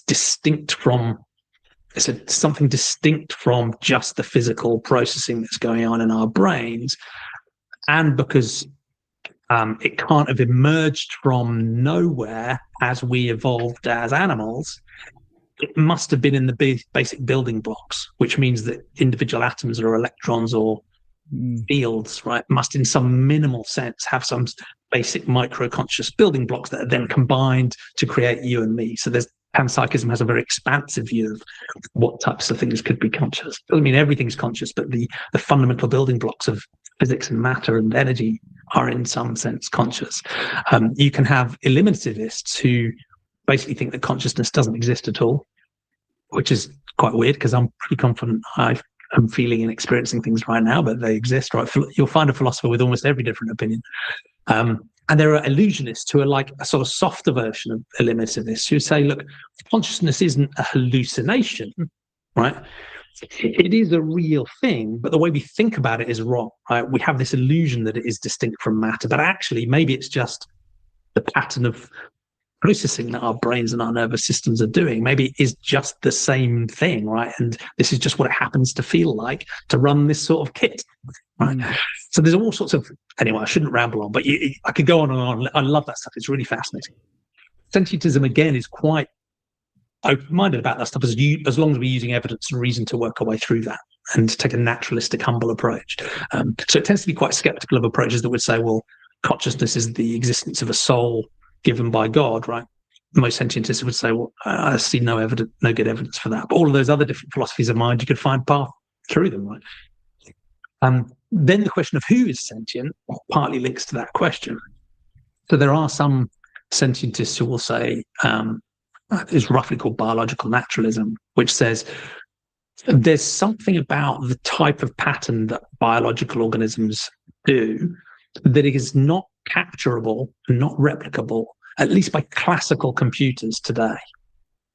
So, yes, we have neural networks that are firing, and yes, Claude has a neural network that is firing, but actually they're still radically different architectures, and we evolved and they didn't. And yes, our behavior and communication seems quite similar, but that's because they've been trained to copy us. And there's something about the nature of our biological systems, it's wet, it's messy, there are waves flowing through it. It's not just straightforward neural firing connections that you can model that easily. That there's something about it, we don't know what, there's something about it which means that the AI technically cannot be conscious or sentient. Others who have more of that sort of materialistic approach will say, well, one, you might actually be able to capture that in a classical computer because there's theories of information and sort of universality to computation that means, in theory, even the simplest Turing machine type tape reading device could replicate any form of computation, however messy and biological it is. So at least in principle, surely there's some way an artificial intelligence could, in principle, in theory, be sentient, even if the current ones aren't. But maybe some future generation, maybe using quantum computing or something else, could be. So you'll get a wide variety of opinions about whether AI could even conceptually be sentient, and then whether, what the probability of them currently being sentient or conscious is now. You'll get a wide variety of views. And the same is true in the animal kingdom as well, because in a way, the term animal is just another biological taxonomic classification, and has some fairly arbitrary boundary cases as well. So the term animal is really useful as a shortcut for sentience because it's better understood, and so many animals seem to be sentient. We have good evidence for that. And it partly comes from the origins of the name, because anima and animation and movement is one of the reasons why many scientists and philosophers think we developed sentience in the first place, because maybe in the Precambrian, very early, quite simple animals started to find themselves in an environment where they had to take trickier decisions. So they had a, do I go left or do I go right? Is this food or a mate? And as those more complex decision environments developed, it became useful to have a real-time monitoring system, which was saying, how am I doing now? How am I doing now? Am I in danger? Am I in threat? Am I being hurt? Am I hungry? And that, in a way, was the sort of the raw genesis, to use a biblical term, of sentience. So the ability to move is just one of the many factors that leads people to think about, why did sentience evolve in the first place? Well, it was useful, and that movement is part of what the word animal means, animation, and links to words like animism as well. On the edges, you can find some pretty weird stuff, right? So you can find the behavior of a Venus flytrap is arguably more complex than the behavior of a sea sponge. And the sea sponge, going way beyond the bivalve, the sea sponge has no nervous system at all, but it's an animal. So, even the word animal, I think, is a useful shortcut, but you can still find some interesting edge cases around the edge. And you will have different points of view amongst sentientists about where that fuzzy boundary is. Bivalves are an interesting question. I think the center of gravity of most sentientists would still say, look, we should, if we're going to use evidence and reason, that should lead us to credences that have three characteristics. They should be probabilistic rather than certain. They should be provisional, so we're always willing to update them. But when they have an ethical implication, they should probably also be prudent as well. So while there are some people who will say, look, a bivalve doesn't have a centralized nervous system, so it's extremely unlikely they're sentient. Others will say, well, okay, but they do have ganglia. They do seem to sense and respond. They do move in certain ways that would give us at least pause for thought. So if we're being prudent, let's give them the benefit of the doubt. And one of the philosophers, Jonathan Birch, uses this idea of a sentience candidate to sort of manage these edge cases of say, look, we don't know, we don't have enough evidence yet, we're not sure, but we have at least enough indication they might be sentient. So we should probably be prudent with how they treat them. So again, that was a massively rambling answer, but hopefully it gives you a sense that sentientism itself is really pluralistic and quite open-minded. It doesn't have any dogmatic answers to any of these questions, which can be quite irritating, but it says, look, we should use evidence and reason with humility and open-mindedness to try and work out what the answers might be. Many people will be guided by a broad scientific consensus as a decent starting point in the absence of defeaters or obvious reasons why we should ignore it. And if any being is sentient or seems likely to be sentient, they should matter, and they should matter seriously. I should probably stop there. No, that's a really good answer. And I think that you are very humbly resisting being the messiah of sentientism, but at the same time, obviously as like a spokesperson and central figure of sentientism, you might reasonably want to resist giving any particular coming down on one side or another with things like oysters and right. It's like quite reasonable for you to say, look, there's a broad range of opinions that somebody could have about this kind of thing. I mean, I definitely worry with. And it is really important because I have loads of very specific opinions, right? And those are different from those are based on my sentientism worldview, but they are not baked into the sentientism worldview. Yeah, and I think that's one of the difficult things with worldviews, and you can see it happen with all sorts of worldviews that have happened over time. People are desperate to bake into the worldview the things they think are true or right, and unless you're really, really sure, I think that can be a dangerous thing to do. And it's tricky, right? Because when I'm judging the quality of someone else's epistemology, right, there are good and bad ways to do that. But it's very tempting for me to judge the quality of somebody else's epistemology based on whether they agree with me or not. Right. As if I am some perfect standard who's already right about everything. And that can be tempting, right? If I meet someone who's a flat earther, yes, I will assume their epistemology isn't that great, but you can take that too far, right? And there's a real danger that you sort of center yourself in that. So I'm quite happy to talk about my own specific opinions, right? I don't eat oysters, I don't eat bivalves, and I'm quite generous in that sort of prudent thing, right? But I want to make it clear what's my opinion and what's the sentientism worldview, because as you'll find, if anyone joins any of our sentientism communities online or in person, many other sentientists disagree with me viciously on all sorts of different things. Yeah. Okay, nice, yeah, and there's totally space for that. Yeah. You might say I'm a West Ham fan, but there's not a prerequisite of being a sentientist, something like that, right? It's not, and that's to be fair, that is the one place where I allow myself a completely unequivocally dogmatic opinion, which is that Norwich City football team is the finest team the world has ever seen, and no evidence will convince me otherwise, as is obviously true given our history. So there's I think you can carve out a couple of, even I'm not a perfect sentientist, right? I do have one dogma. Sports is the place for that, isn't it? Sports is there to sort of absorb our worst impulses in forms that are kind of acceptable and not harmful. There's a good point to that, right? I think there's something in our psychology that likes that certainty, and we also like the tribalism. And so if we can keep that in, something like football or sport, and just make sure it stays there, then maybe that's a good role for sport to play for us. Yeah. Yeah, I think so. I've often thought it's quite useful to have. It is a really useful frame or schema to have to understand prejudices in other areas. Like if I were to say to you, somebody got stabbed and they got mugged and they're in pain and they're in the hospital or whatever, you might think, oh, that's awful. And then if I said, by the way, they're an Ipswich fan, there might be a small part of you, right? Which go, oh yeah, no. My compassion is universal. Even Ipswich fans are sentient beings. They have my rich and warm moral consideration. Well, there you go. You heard it first. Excellent. Okay, nice. Well, we'll come on to the last part. And by the way, you've been very generous with your time. I appreciate that. We didn't talk at all if you had a hard stop, but I've bulldozed through it if you did on the hour. How can we build a better world or a better future?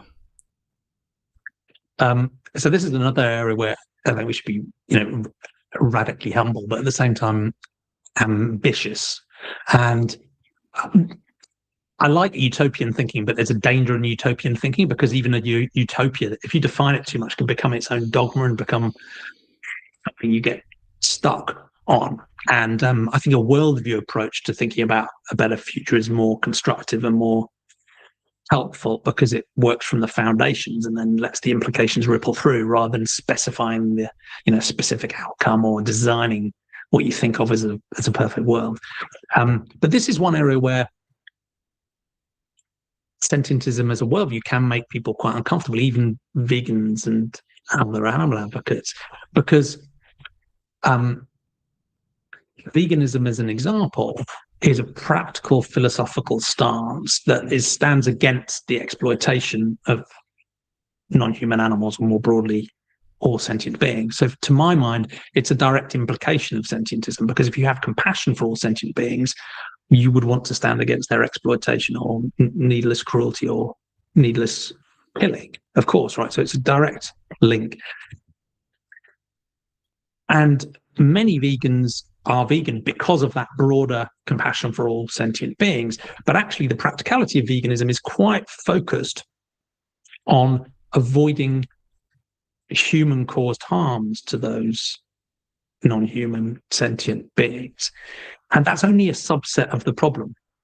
So if I imagine a world in which all the humans have gone vegan, we are no longer explicitly causing exploitation, cruelty, or killing of any non-human animal, I think problems still remain. Quite a lot of problems, quite a lot of big problems, quite a lot of serious problems. And sentientism, because it's a worldview, it's not saying, look, here's a philosophical stance against a particular thing. Because it is a worldview, it has quite radical implications for everything. So it's quite an interesting thought experiment. We've been doing this in our communities and on the sentientism.info website, of reimagining the world and different aspects of the world with a sentientist lens. And in general, you do two things. One is you run the evidence and reason epistemology through it, but then you extend the compassion to all of the sentient beings, not just the human ones, and you come up with some quite interesting conclusions. So one might be thinking about sentientist politics. There's some somewhat obvious stuff about imagining our politics was more grounded in evidence and reason. Right? If politicians were using evidence and reason, if they weren't using fabrications and lies, and were using experimentation, and we're using trusting science and being guided by facts rather than performative cruelty, right? Wouldn't that be nice, right? So you can run that sort of stuff even through our intrahuman politics. But then you have the radical question of, but why are humans the only ones represented or able to express their political opinions in our current politics? In a sentiocentric, a sentientist politics, wouldn't non-human animals be represented, and wouldn't we recognize the cry of a cow when their calf is taken away as a political expression in its own right? And how would we reflect that? How would we respond to it? Would we take our democracy and turn it into a sentiocracy where through some way, shape or form, we're representing non-human sentient beings in our politics, in our parliaments, in our, in our multi-species assemblies, as one of my guests, Saber Meyer, has been exploring recently. So there's some deeply radical ideas there that isn't just about, using politics to stop humans hurting animals. It's reimagining what politics itself would be in a deep way. You can do something similar around economics. So, another area where I know you're pretty deep in, right? Some of your research digs into economics, but economics, to my mind, I mean, a lot of people think economics is about transactions and money and prices and trade and buying and selling stuff, right? And at a surface level, I think that's absolutely true. But at a deeper level, economics is about value, right? Because the reason I bought the beans that made that coffee is because I value the experience of drinking it, right? So the root of economics in my mind is the value to me as a sentient being, the experience I've just had. That was why I was willing to pay some money for it in the first place. So you can't, ultimately, I think there's a sort of philosophical and a value grounding to economics. So again, if you explode the idea out and say, well, now we're starting to care about the interests and the perspectives and the values of all of the sentient beings, not just the humans, what does economics look like now? What does a sentientist economics look like? And again, it's not just how can we use economic levers to end animal exploitation. It's how can we reflect the values and the interests of non-human animals in our economic systems in some way, right? Whatever those might be. And, the answers there are, it's sort of so radical, it's mind-bending to try and get your head around it because we're so trapped in these anthropocentric, human-centered ways of thinking. But then you can do Universal Declaration of Human Rights and rewrite it for Universal Declaration of Sentient Rights. You can take the Sustainable Development Goals, which are supposedly about protecting the environment, but really they're about protecting humans. And you can rewrite them to say, well, what if the Sustainable Development Goals were actually about protecting all sentient life on the planet? And, the list goes on. You can think about sentientist education. What would it look like if all of our schools and our universities actually were teaching people in the context of a sentientist education? What would the curriculum look like? What would the values look like? How would we teach? And part of the other challenge to, the normal sort of vegan stance is it's not just the animals that are subject to human exploitation that matter, right? All the wild animals matter.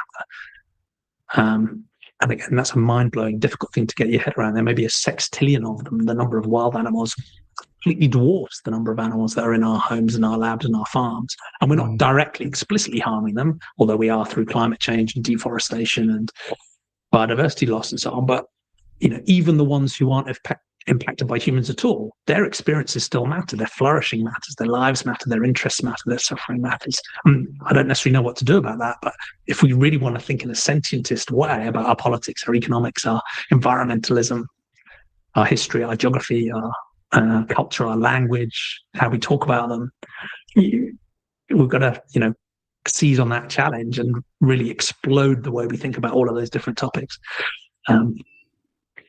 So hopefully that gives you a sense of, the vegan agenda is absolutely central and deeply important from a sentientist worldview. It's probably the one place where a sentientist worldview clashes with default human social norms and politics and power systems, right? It's obvious, but it's not the only one. There's a whole, wider world of things I think we need to work on. And interestingly, I think we might even address that problem more effectively if we think in this broader context rather than just thinking, here are these terrible systems we need to end. I think that broader thinking can bring a different lens even on that specific challenge. Yeah, that's so interesting. So it goes much further than veganism, really, in many ways. You can get to the vegan world and still find that there's almost an infinite number of problems to deal with, basically, or things to be optimized, experiences to be improved, sentient beings to be concerned about, and that's just here on Earth. You don't even think about there could be life beyond that, and that's just a whole nother level of mind blowing when you think about the potential scale of all of that as well. Hey, exactly, and it's super difficult because I understand how people have a very negative reaction to that type of thinking, right? If you're thinking about the long term, you're thinking about space colonization, you're thinking about could AIs be sentient, you're thinking about wild animals.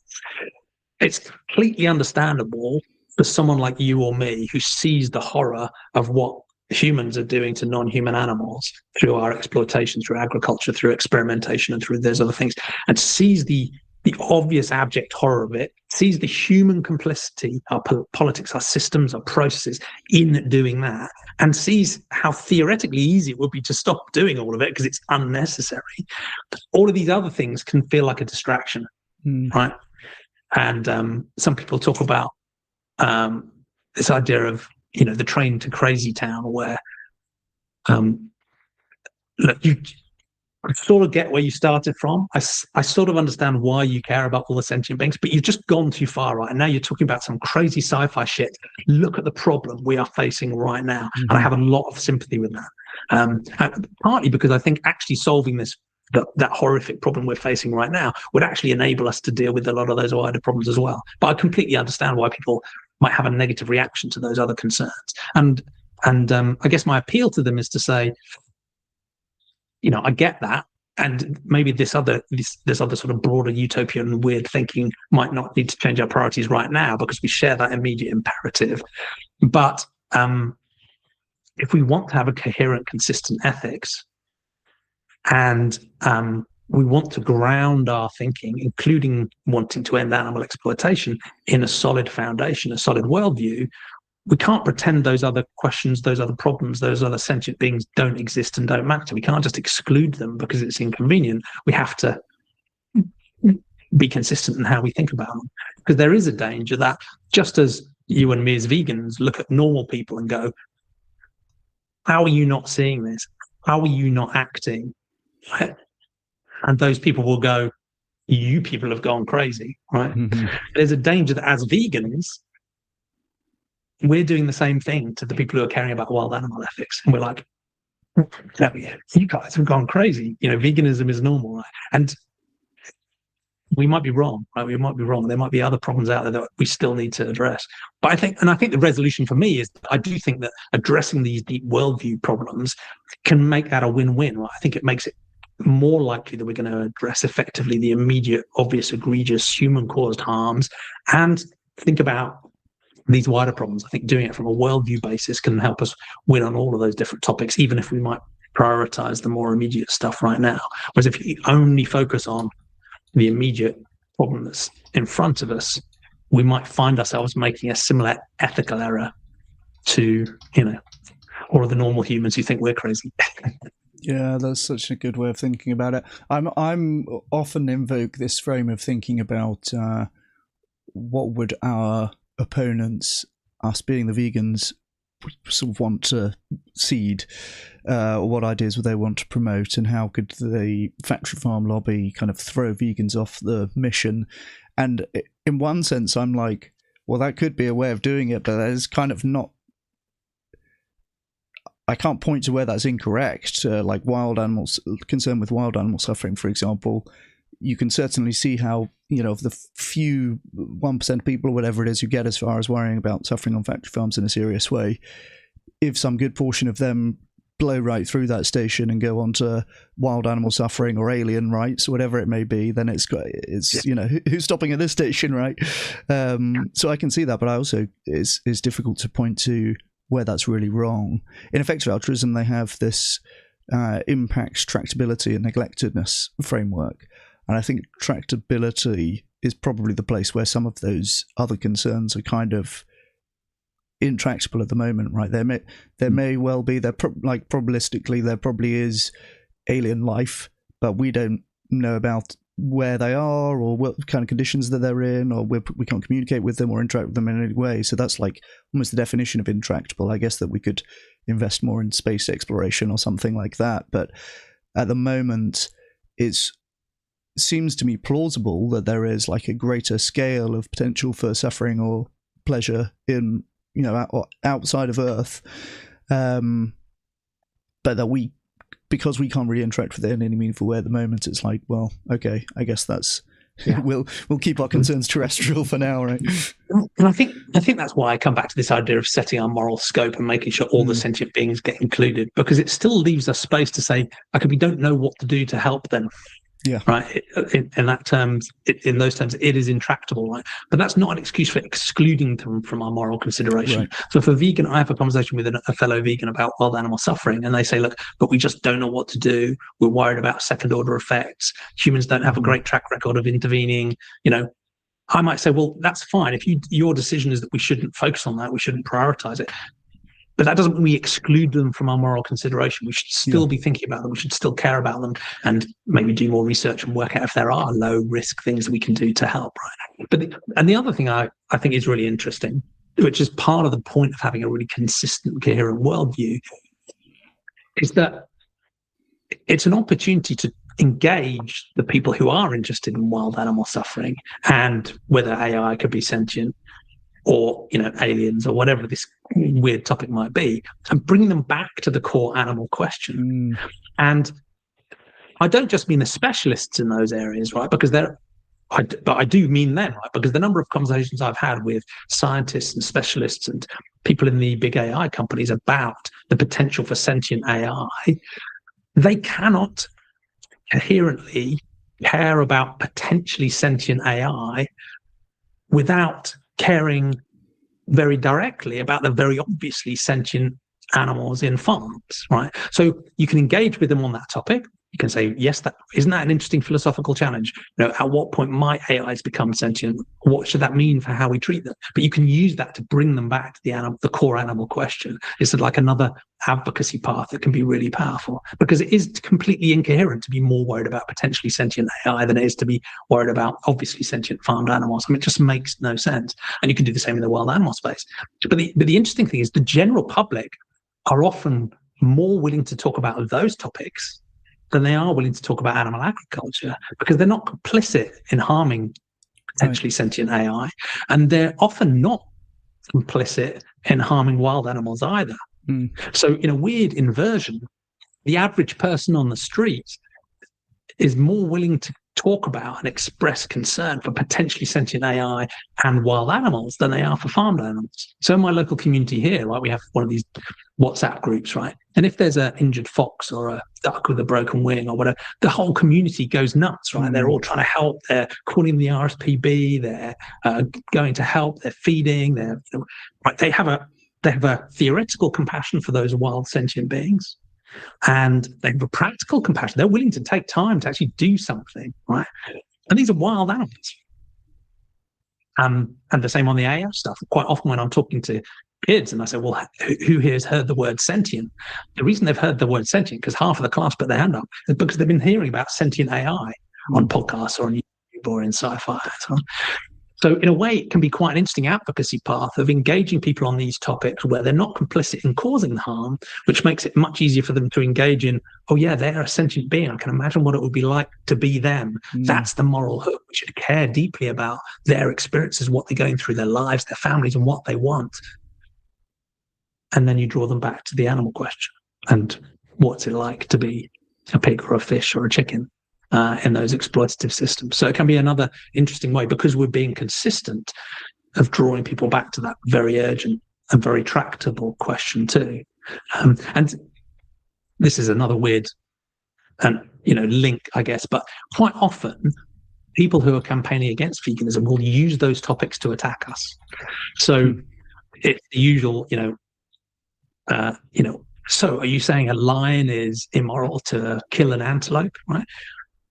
In a way, that's not a good faith question, right? Because they're not really interested in wild animal ethics, right? They're interested in just saying whatever they can say to try and point out that veganism is some sort of incoherent, inconsistent, maybe ridiculous, maybe extreme stance that makes no sense, right? Because if you're going to be vegan and you're going to be consistent, then you should also care about the antelope that's being eaten by a lion. Therefore, you're ridiculous. Therefore, I can still have my Big Mac, right? Brilliant. Yeah. Job done.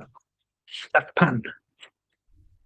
But they're engaging in a way, they're talking about wild animal ethics. So I think there's a couple of responses. We can actually go back and engage coherently with that and go, the experience of that antelope does matter. Their death does matter. And,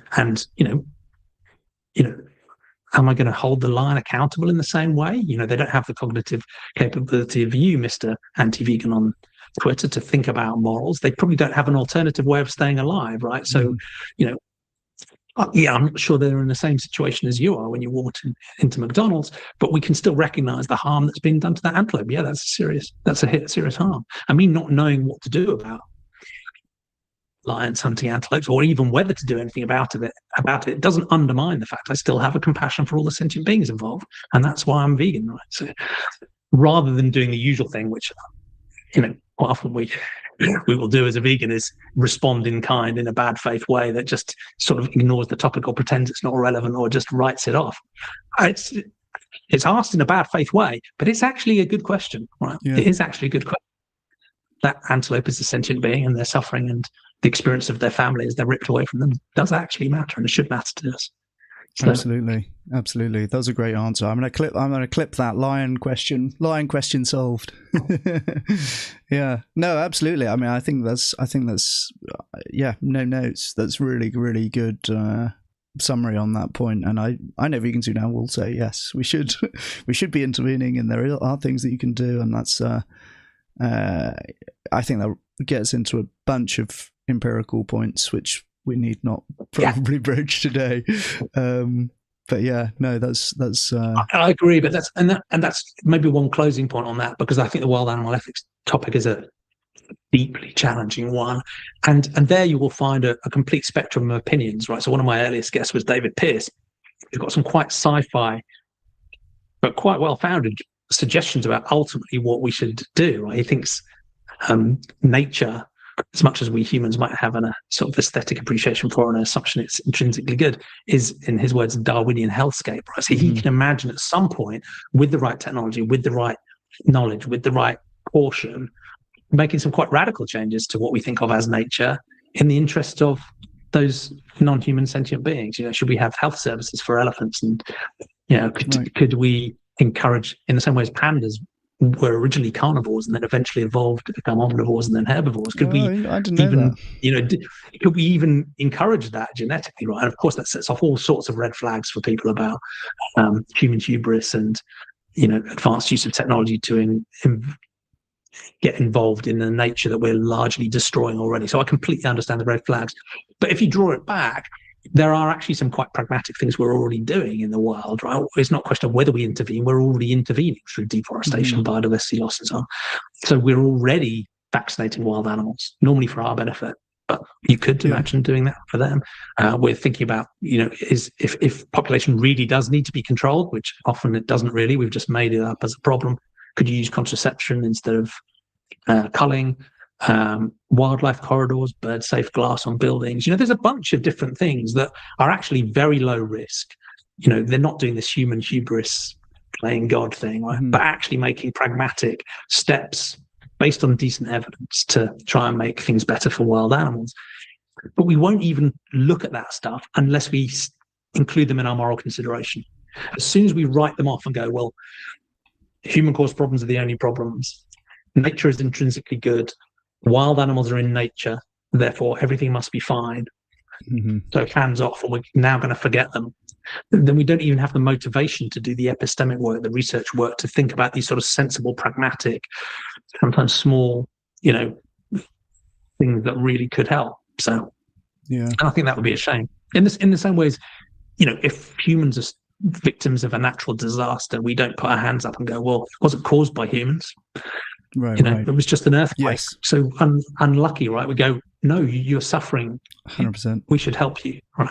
Yeah. That's how I got to. Yeah, absolutely. That's how I got to caring about wild animals, through exactly that process. You said, like, we care about human suffering caused by humans, like war, and then we also care about human suffering caused by nature, and then it's just, why would it be different for other species, right? But I really like what you said about, I do think you're probably right that it's easier for the average non-vegan person to engage with or appreciate or be concerned with wild animal suffering because it doesn't really implicate them. And then from there, you know, my concern about people blasting through the vegan station and going straight to wild animal suffering, it's a two-way track as well, right? You can get people back to caring about the factory farms and stuff like that also from, you know, the alien welfareists need to watch out that we're not going to be stealing too many of their advocates. Yeah.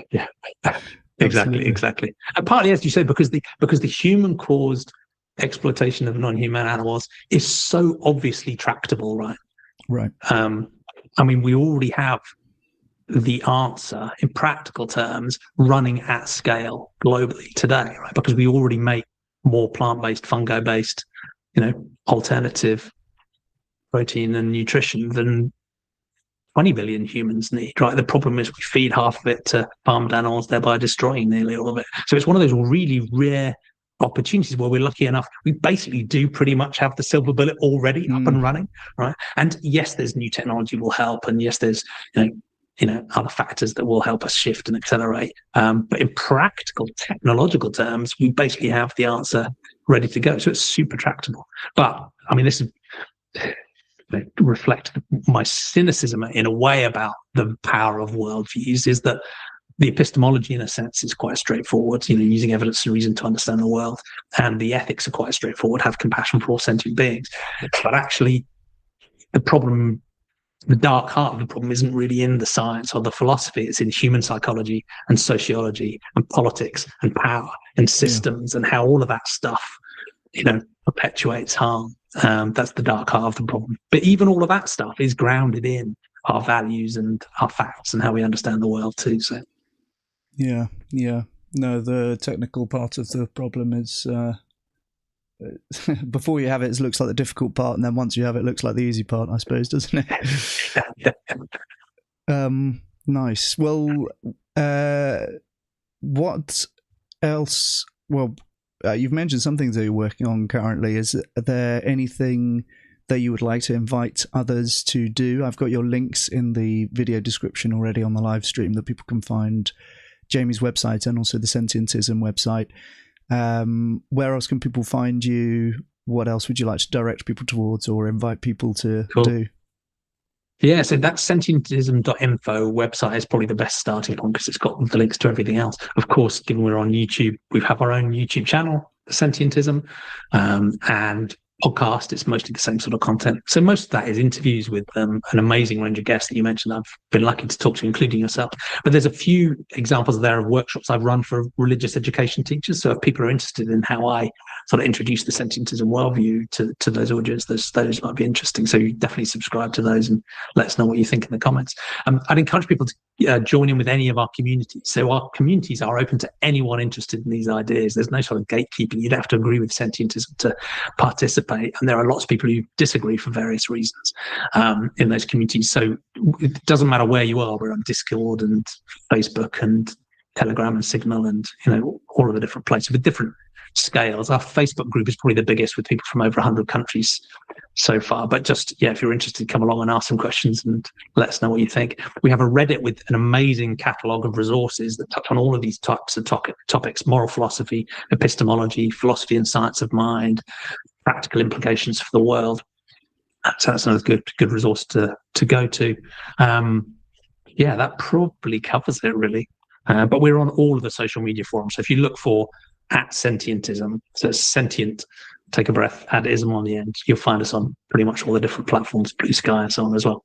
But I'd love to continue the conversation. As you can probably tell, I love talking about this stuff. So yeah, I'd love to continue the conversation here. Feedback, challenges, questions, suggestions, and if people want to get involved in our communities, that would be brilliant. I would just love to do anything to sort of normalize and talk about these ideas more broadly. Awesome. Well, thank you so much, Jamie. You've been so generous with your time, and I think, you know, the world is lucky to have you as an advocate for this worldview and, you know, spreading the good word and everything else. So thank you so much. I really appreciate you. It's such a pleasure. Likewise, love your work too. Thanks, Chris. Thanks so much. We'll speak soon. Take care. Cheers.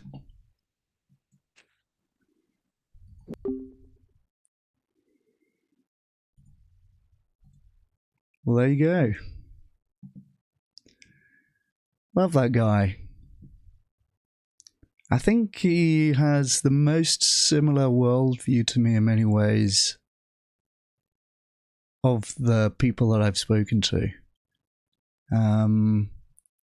There's a lot kind of open in there as well, which I also appreciate. But yeah, a lot of the ethical intuitions and a lot of the overarching way of looking at things is, really aligned with how I think about things as well. I definitely recommend people checking out Sentientism. Sentientism.info is linked in the video description. This is the website. I guess this links to everything else and the communities and so on. Groups, online groups, there you go. So I'm on some of these. I'm on the Facebook group, the subreddit. I didn't know there's a Discord. I have to get on that.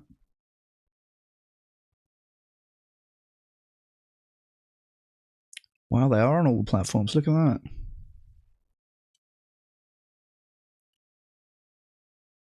They're on platforms I haven't heard of. We need the vegan 2.0 Kialo.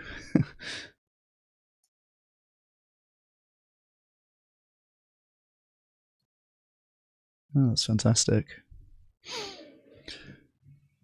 Well, there you go.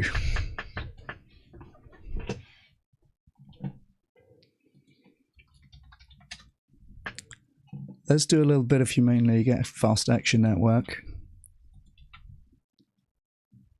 I'll bang that link in the chat for people who might want to join in. Magnum Ice Cream. They're a new target. Oh, it's part of Unilever. Okay, Unilever. We crack on with Unilever.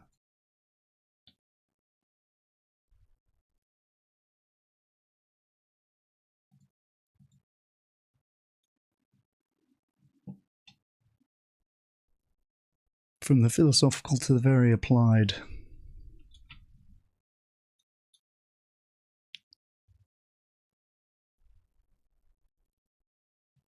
I feel like this doesn't say enough. Pressure Unilever. I'm going to say on cage-free eggs.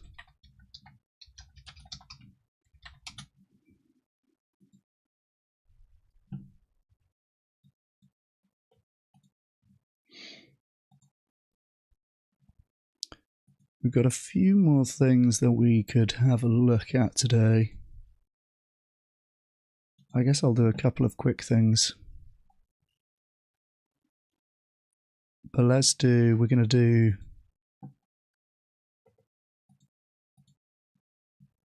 Fast Action Network first. Because it's been a minute. We're keeping the streak going. We've got the 16-week streak right now on Fast Action Network. Facebook links don't work half the time. Oh, really? Can't say that I've experienced that one, Poe.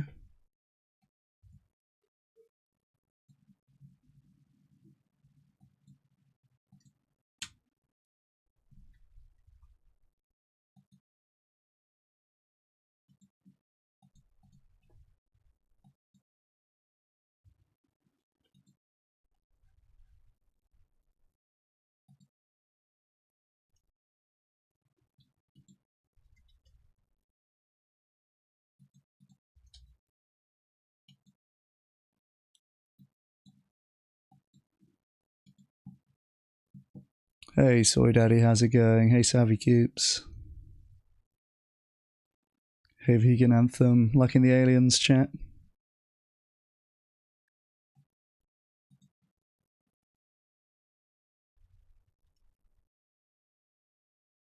Normal people, lol, yeah.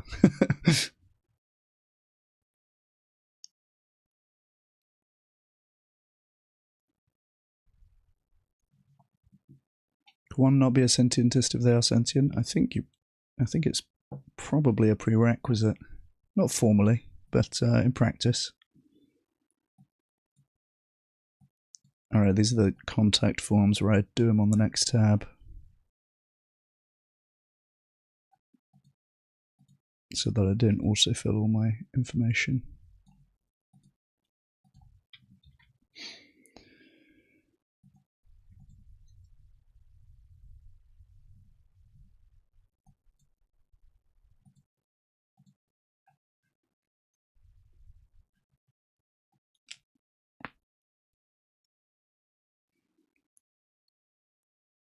I yeeted that noble steed person partway through the conversation. They've been a regular troll lately. Just had a little glance over, gave him a yeet.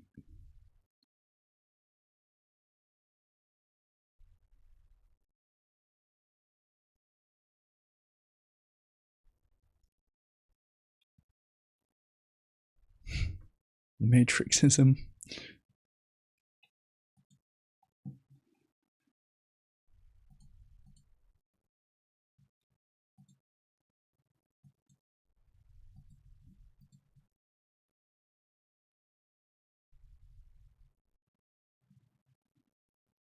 Or you should be part of history lessons, not taught to kids as reality. Yeah, I mean, I think they should just reframe the whole thing as philosophy and then make it more useful.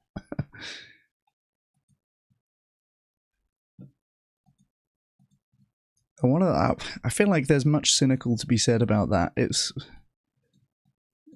maybe inevitable that you get reduced to just like very textbook-ish approaches when you try and do things on a large scale.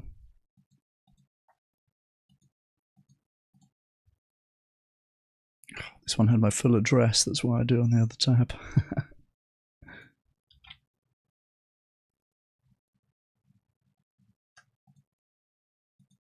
Good. Magnum are getting a kick in today.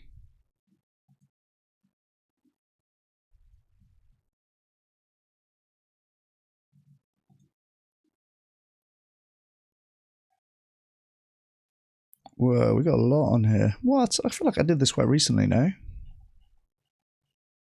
Have I got so much stuff that I haven't done? Alright, we'll do a YouTube one. That's always fun.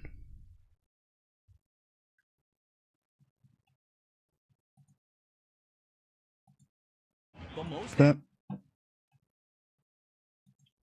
Copyright.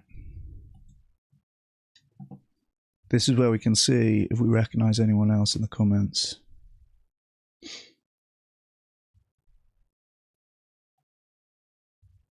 I'm not seeing any vegan 2.0s in here, lads.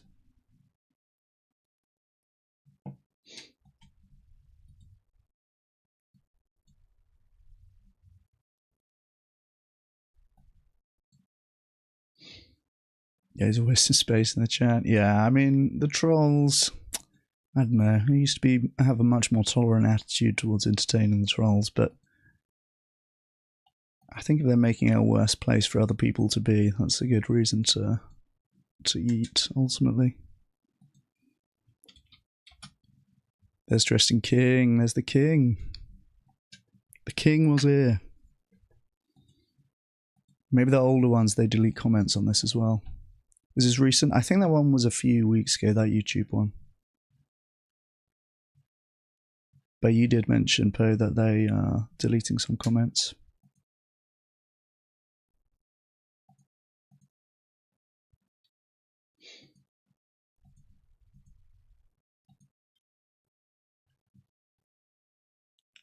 Contact form. Facebook, let's do Facebook. Gasp, we lacking true savvy coops.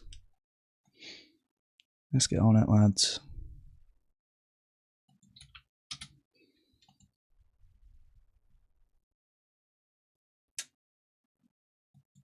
So sassy, the comments ready-made sass.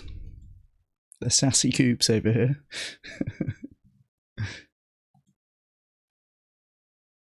Oh no, this is a write your own one.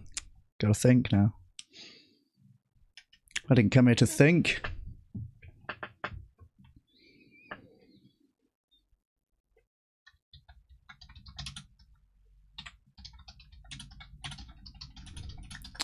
Alright, Mail, please put pressure on Unilever to follow through on the cage-free commitment.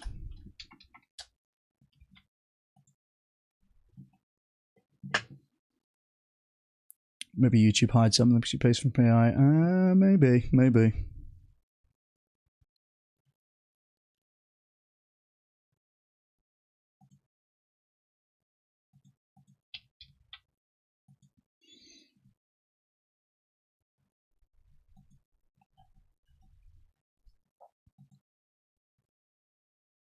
Boom. Look at this, all the latest ones it doesn't recommend. There's the king again.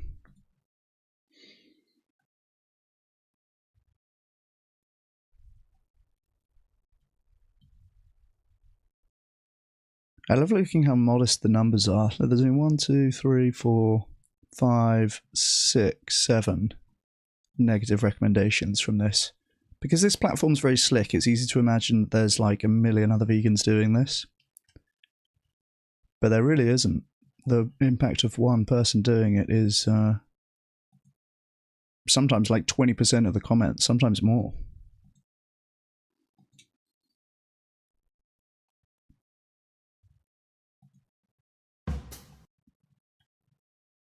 I'm really paranoid about the copyright detection thing that I had last time with the Jubilee vid. So I'll bang pause on the videos as soon as they start. Chat FTA, yeah, someone recommended that. We had a look at that on stream, didn't we? Chat FTA, that was good. Right, what are these? All contact forms. Are they? Oh, there's one's a Google review. Let's do that.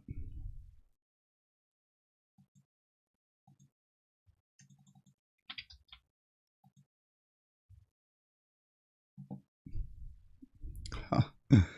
4.7. They must be proud of that. Only 55 ratings, though. Get wrecked.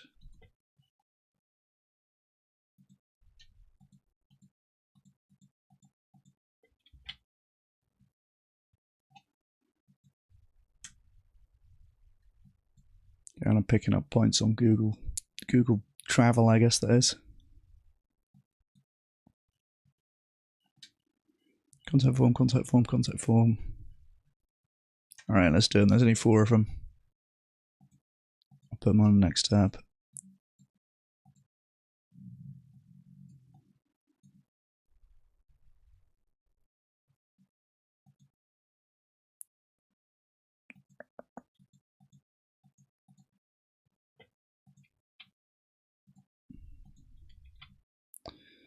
There's one.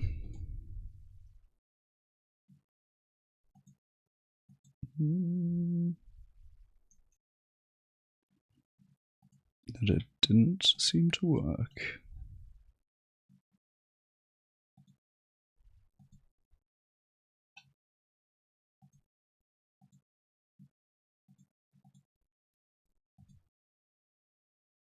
Okay, that one doesn't seem to work. Annoying.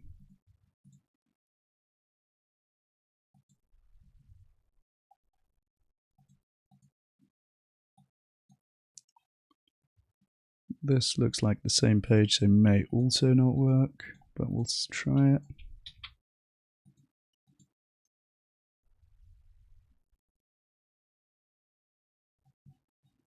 Hindustan Unilever headquarters.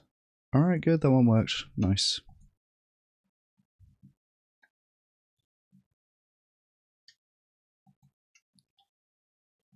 Chat FTA. Let's see if we can find it. Yeah, here we go. Chatfta.veganfta.com. This is it. I'll put a link to that in chat.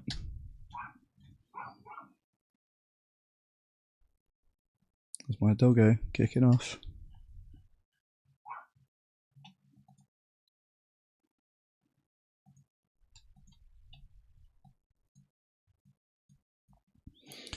Right, Magnum, we'll do a couple more of these and then we're done.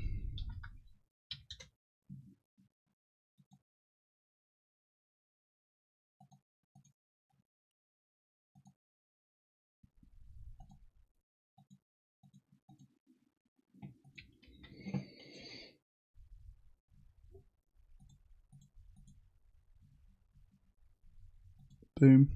Lovely.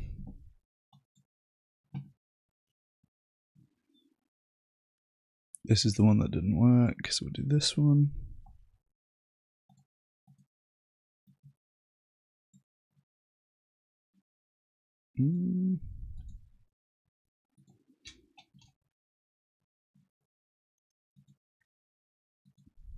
Okay, we're getting there.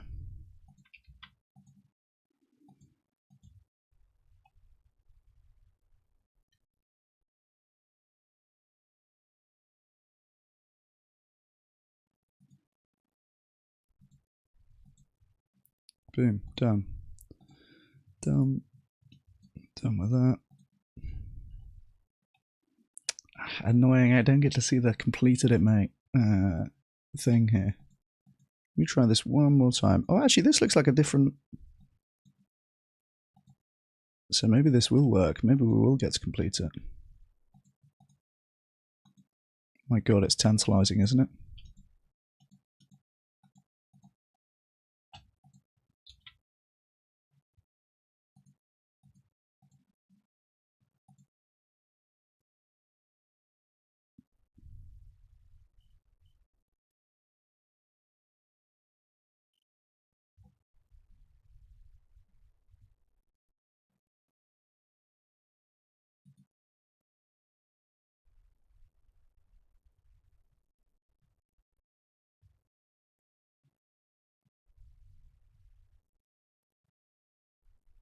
Yes, it worked. Nice. Boom. We completed it, mate. We completed Fast Action Network. Animal liberation confirmed.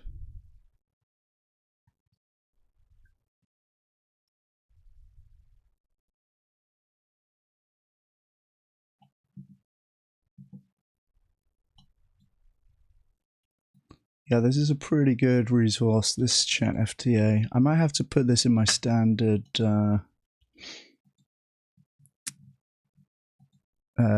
resources links on the bottom of my videos, you know. I've got Fast Action Network, Humane League.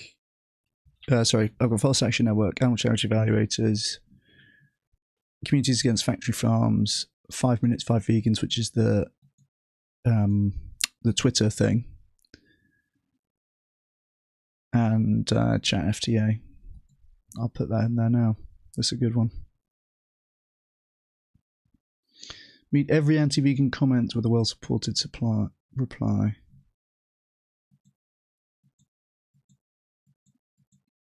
We like it. We like it. We know the other side is doing this as well, so...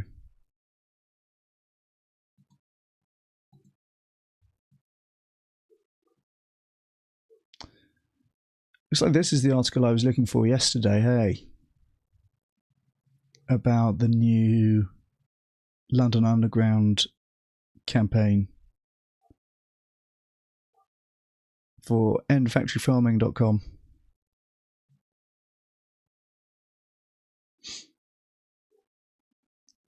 A celebrity-backed billboard campaign is warning London Underground commuters about the realities of factory farming and so-called humane slaughter.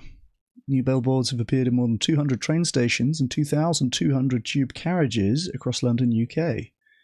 Each one highlights how CO2 gas chambers are currently considered a humane slaughter method for pigs farmed in the UK. The Ban CO2 Gas Chambers campaign is the first from Project Slingshot, a self-described global crew of citizens, designers, investigators, filmmakers, and researchers who refuse to look away. Many of the billboards feature on one of Project Slingshot's celebrity backers, along with the quote and the slogan, "I don't buy it."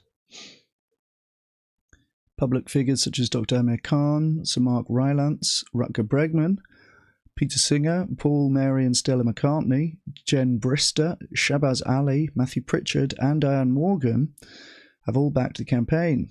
"This isn't just a few bad apples," said Morgan, "it's the whole fucking orchard. Don't buy it. I certainly fucking don't."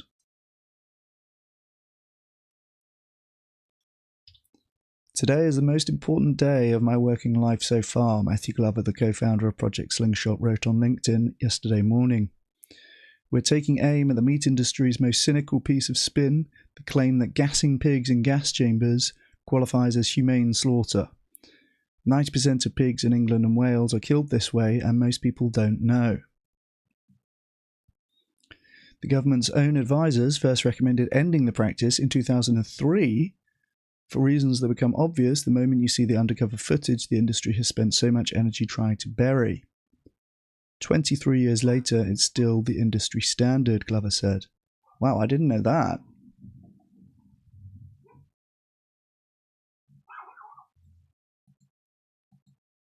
It was recommended by Farm Animal Welfare Council to end the use of gas chambers for pig slaughter in 2003.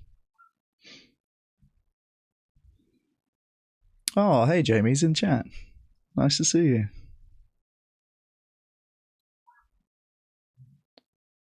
You know, I should have looked at the chat a little bit to see if there's any questions we could have done. Live, but there you go. That's my oversight.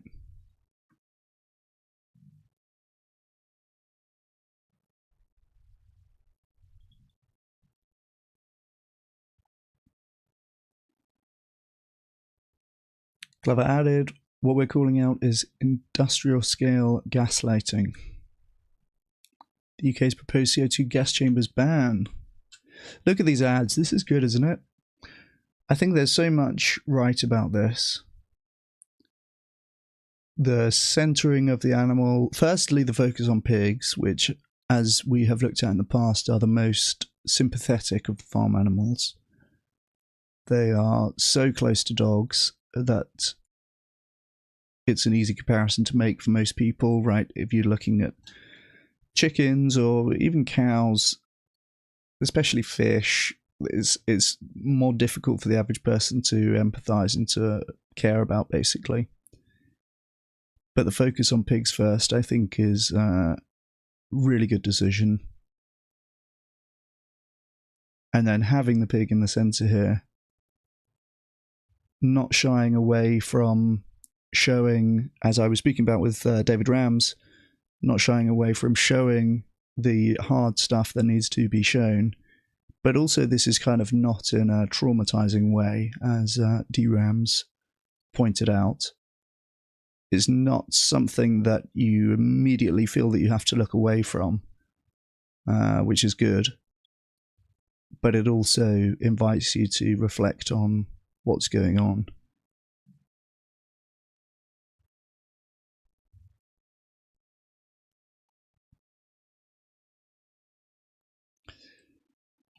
In November last year, a report by the Independent Animal Welfare Committee called for the CO2 stunning of farmed pigs to be phased out in the UK. In January, the government's updated animal welfare strategy confirmed a phase-out. However, the proposed change has been met with some pushback. The UK kills 10 million pigs every year for food. The national pig population is roughly 4.7 million at any one time, of whom more than half are factory farmed. CO2 stunning is cheap and uptake increased from 52% in 2013 to 90% in 2025. According to the AWC's recent report and accounts from animal rights activists, charities, scientists and investigators, there is significant evidence exposing pigs to CO2 causes avoidable pain, respiratory distress and fear before death. I mean, all of this sounds like too obvious to say almost, right? Putting them in gas chambers causes avoidable pain. It's like, well, yeah. Respiratory distress, yeah. Is anyone contesting that? I don't know. Roughly 81% of the British public opposes CO2 stunning. I looked up humane in the dictionary and I have to say, gassing didn't come up, Morgan said. Find out more about Project Slingshot and how to support the campaign here. How can we support the campaign?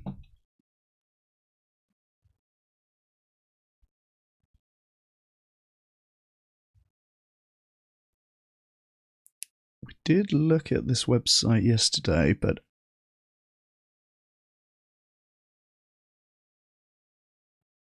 Okay. So petition, ask your MP to take action, tell Tesco. Oh, hell yeah. Okay, this is like a little mini fast action network, isn't it?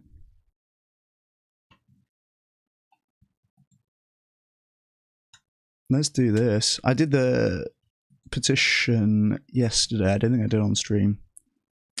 This is going to be another take it off the tab, otherwise it will autofill my home address. But let's do this.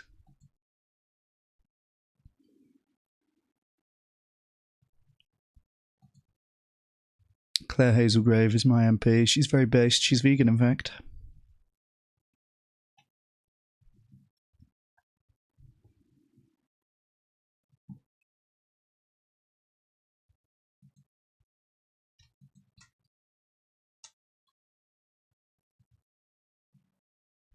Boom. Well, that was easy.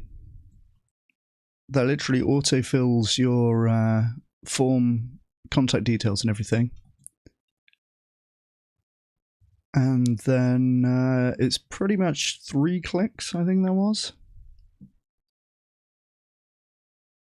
Okay, this one just has an email. I can live with that.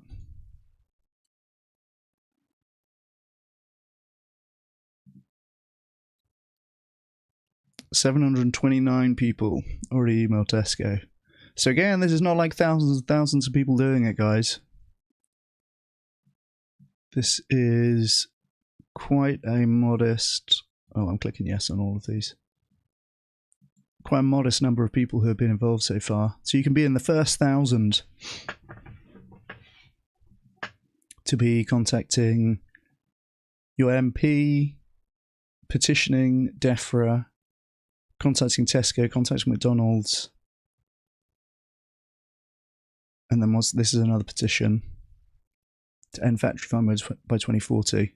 And we're going to donate as well. Let's donate as well. 654 people have emailed McDonald's.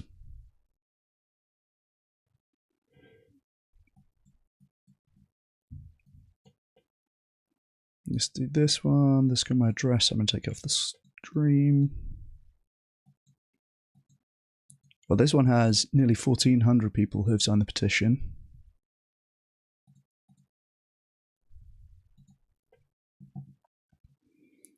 Power the Slingshot. Let's do it. Let's donate. I'm going to do a tenner a month.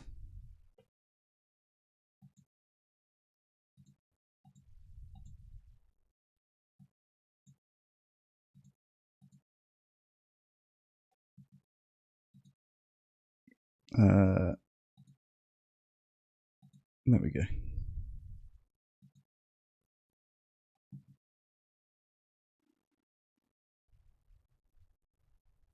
Boom, that was easy as well.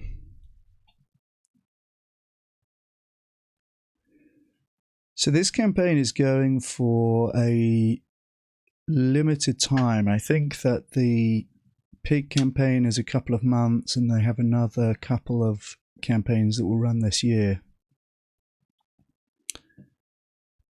But it has some limited amount of funding, right? And so when that runs out, so will the campaign.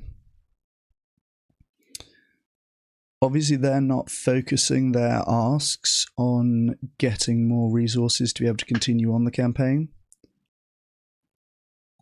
But if you, like me, think that this public-facing campaign to increase awareness of factory farming and animal slaughter practices and invite people to reconsider their role in that is valuable, then this is your opportunity to fund it. The most of the things that I talk about funding are the Animal Charity Evaluators recommended charities, and most of these tend to be focused on the supply side in terms of welfare improvements, corporate outreach, legislation. Right, and I know that some vegans are not that crazy about supporting supply side interventions for one reason or another. I'm going to probably make a video about what are the best charities for actually getting people to go vegan. But frankly, my research on that video, my preliminary research to put it together, is indicating that it's a pretty difficult thing to do. Creating vegans is very difficult at the end of the day. There are some interventions which have a little bit of evidence showing that they might be promising, but there's basically 2 meta-analyses which are like not optimistic on the whole project. Having looked at a bunch of interventions, it's like very small effect sizes. It's basically an unsolved problem as to how to create vegans. But if you go a little bit broader scope than that, and you think more broadly than just creating vegans per se, there are promising things that can be done on the demand side, reducing demand for animal products. Now, people going vegan is one way of achieving that, mainly in effective altruism, and Oppenheimer had some good resources on this that we were talking about in the Discord earlier. It's at the institutional level rather than the individual level. So Brazilian Vegetarian Society here is one of the ACE recommended charities. They will do interventions which change some given number of meals and affect some quite large number of animals per dollar spent on those interventions historically. Which I can believe, because Brazil is going to be one of these countries where if you were to go there on holiday, your money would go further. It's going to be relatively cheap to do things like advertising and social media campaigns and employing people to do campaigns and so on. But unlike many countries in that bracket, they do have a high level of meat consumption and meat production. They're one of the biggest exporters of meat in a lot of cases. Right, so there's really a lot that can be done there. Brazilian Vegetarian Society, Danish Vegetarian Society, similarly, like working with government institutions to try and shift demand. So the question of how to effectively reduce demand for animal products seems to be a little bit, well, actually quite a lot easier to answer than the question of how to effectively create vegans. That said, it has been said that effective altruism has like a measurability bias, which I guess is true, and I guess is, I think, probably a good thing for the most part. We do want to be focusing on things which do have measurable results and can be tracked and compared and so on. But it does mean that it will tend not to recommend things which may well, in fact, be very impactful, because it's very difficult to prove that they were very impactful. For example, Veganuary. I think there's a decent amount of evidence that Veganuary has been very impactful. I wrote about this in the conversation. But because it's technically, you can't necessarily make causal inferences about a lot of these things, and it's just a little bit harder to trace exactly the impact, they'll tend to not be recommended by things like animal charity evaluators. So they do have some things that look at demand side, but they're typically on the institutional level rather than the individuals.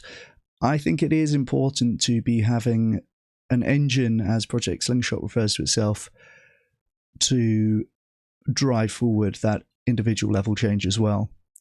Because as we've seen, institutions only change to the extent that they are required to change by individuals, ultimately. And so if there's, a supermarket that adopts a policy of not having factory farm products, for example, that is very much dependent on consumers caring about that.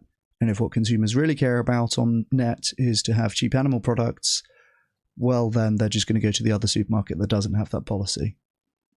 So too for politicians. If you're going to have politicians who are opposed to factory farming, but all of the voters care about having cheap animal products, then they're just going to go to the other political parties who don't have any such concerns. So I try to avoid putting too much gore related to animal farming on stream, but I think it's worth occasionally engaging with, because it's a reminder and a motivation to us what we're doing it for. We talk a lot about the theoretical level and kind of abstract and removed, but these suffering animals are ultimately why we're interested in any of that and why we're doing what we're doing.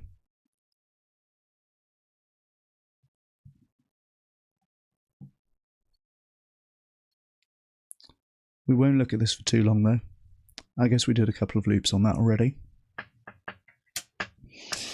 But there's Project Slingshot. I'll put the website in chat if people want to engage with their actions. We've just signed all the petitions and done the emailing MPs and everything else. Signed up to give a tenner a month. I invite you guys to do the same. I'm always very grateful to people who donate to the stream, but I'm also always very transparent in saying you're not putting food on my table by doing so, right? It's allowing me to spend a little bit more time streaming, but it's not going to be as important, frankly, as funding a lot of other stuff. So, not to be ungrateful, you know. I'm always pleased to see when people donate and do memberships and stuff like this. But realistically, if I'm being honest about like the marginal impact of money to help animals, I would always recommend animal charity evaluators first. And I think that having this engine for continuously showing the truth to the public through Project Slingshot and other, you know, similar initiatives. There's Go Vegan World, who does the billboards as well. I think this is a bit more explicitly animal rights framed. True, Savvy Coops. You know I was talking about you as I was saying that. my oiler, Savvy Coops. You know I appreciate you. Has anyone seen any of these Go Vegan World billboards? They used to see loads of them around 2019, 2020. I feel like I haven't seen any of them for a little while, but it's possible that they're... Oh, look, this is Easter 2026. Ireland and the UK, okay. I think they're based in Ireland. Alright, they still got bits going on then, I guess.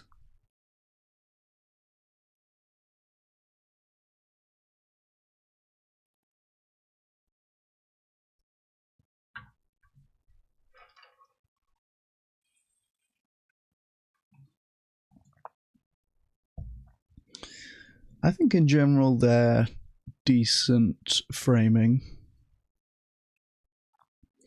Someone, not something. I mean, obviously I agree with this. I wonder if it is a little too many steps for non-vegan just seeing that to make. Right, that's what I like about Project Slingshot. It's very much like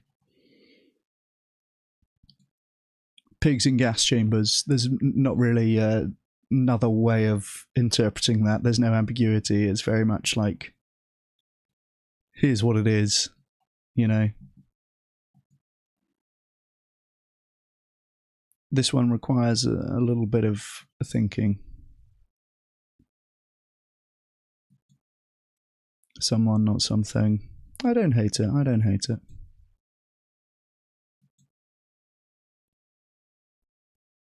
Oh, buses all over the gaff. Oh, how do I get out of this? There we go. Here's the non-bus ones. They trust us, we betray them. Yeah, this is a little more harrowing, which I think is probably appropriate.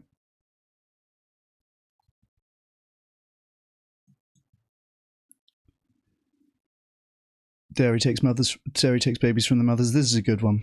This is a good one. This is very explicit, not, you know, no interpretation required. It's going to be something that people connect with and feel right straight away. animals don't want to die seems more effective. Yeah, that would be, I think that would be a good one. They trust us, we betray them again. There's dairy takes milk from the... Alright, so here's those two. Yeah, there's the big dairy takes babies from the mothers. I think that's probably the best of those ones that we just looked at.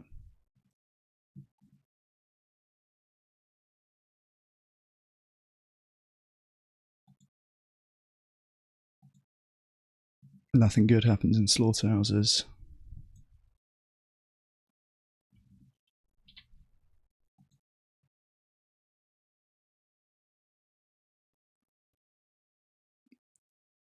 What is... Oh, this is the slaughterhouse person, and they're holding a pig like that. Yeah, I mean, that's a good one. That's pretty good.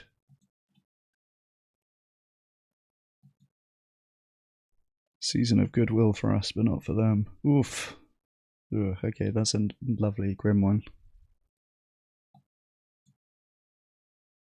They trust us, we butcher them. Yeah.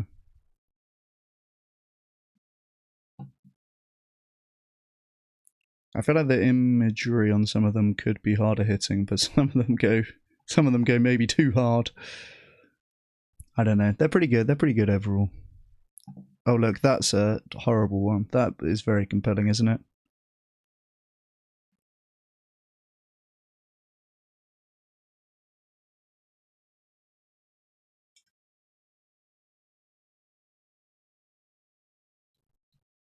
I think the more explicit, the better, personally.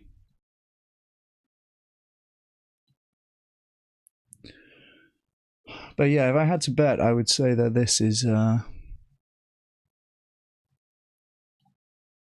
this one here is going to do well.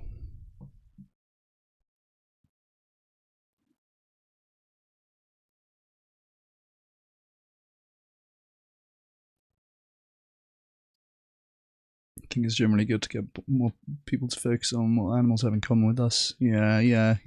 Agreed. I think someone knows something is good. Yeah, I mean, it's not the worst. It's not the worst. I think the individualization thing is probably it's kind of an interesting... It's a bit of a deeper philosophical point that vegans will appreciate, but I'm not sure that non-vegans would. You know? I'm thinking of David Rams the other day saying that, you know, you don't want to put things in too abstract, philosophical, difficult to relate to terms.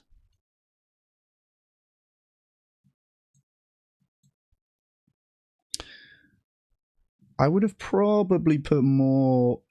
I would have probably just put more animal-centric ones than the celebrity ones, to be honest. But I'm very not, like, celebrity-brained, so... maybe that works more for... Maybe that works more for the average person. I'm just built different.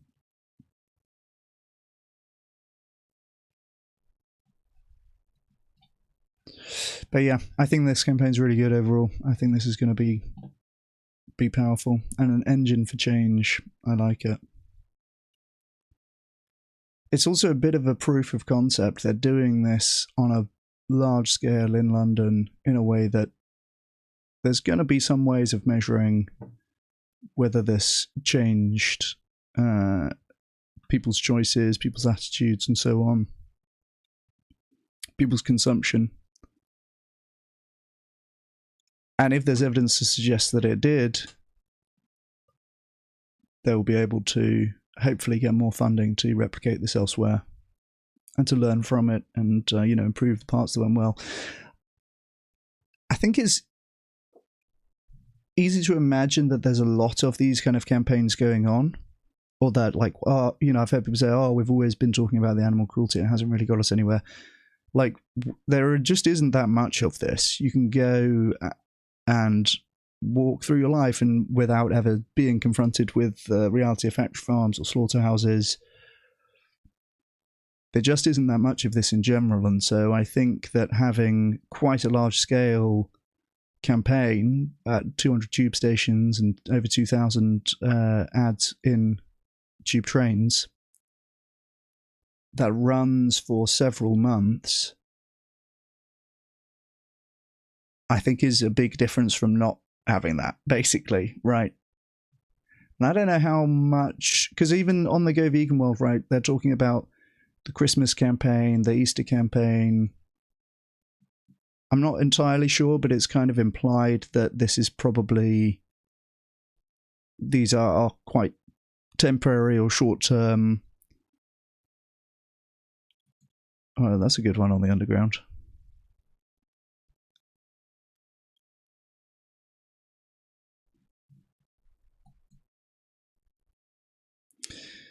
Yeah, that these are quite temporary or short-term campaigns that, you know, they'll run for a few weeks over Christmas or over Easter. But if it doesn't, you know, you need repetition to hammer it home for people. Repetition, repetition, repetition, repetition. You need that to get people to get the point often.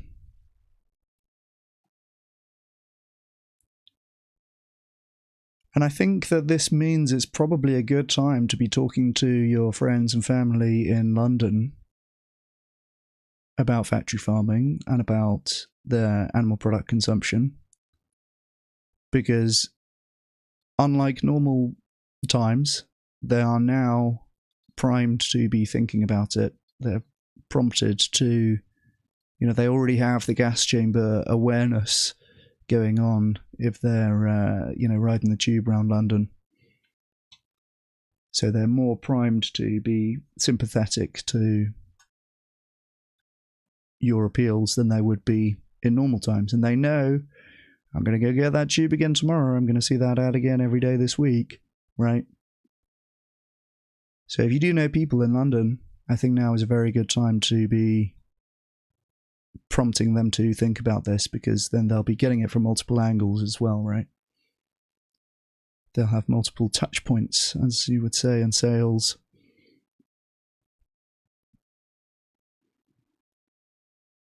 Double meaning of don't buy it is good. Yeah, I think that's really good. I think that's really good.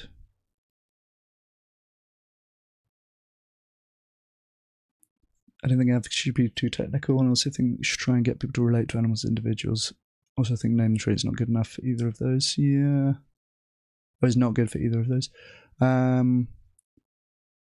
Yeah.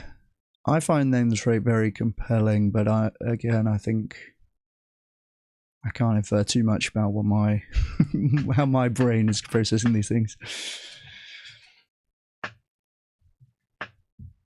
These people are not educated enough to comprehend name and trait. Yeah, maybe. I think there's, yeah, I think there's something in that.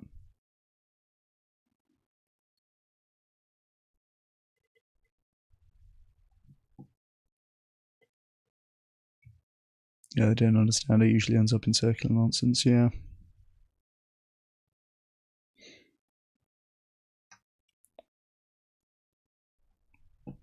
There's some very epic name the trade debates, isn't there?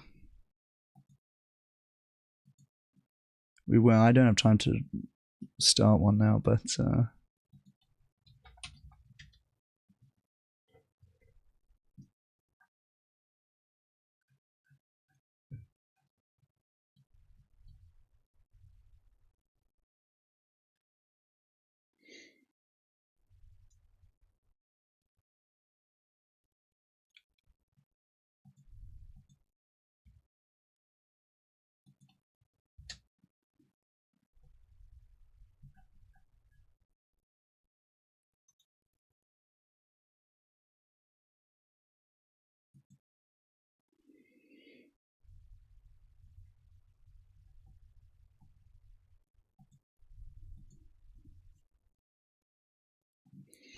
well, a couple of things that I would like to put on all of your radars, though.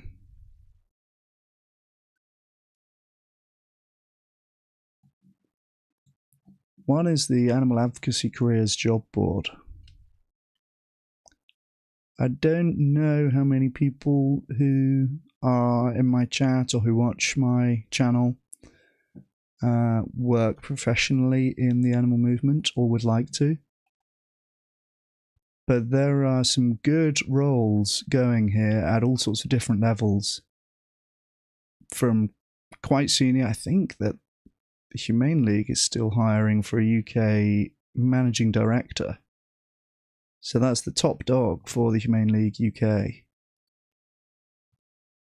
Was on here. That might have closed now. But there's also entry-level staff or opportunities for people who are coming into the movement for the first time.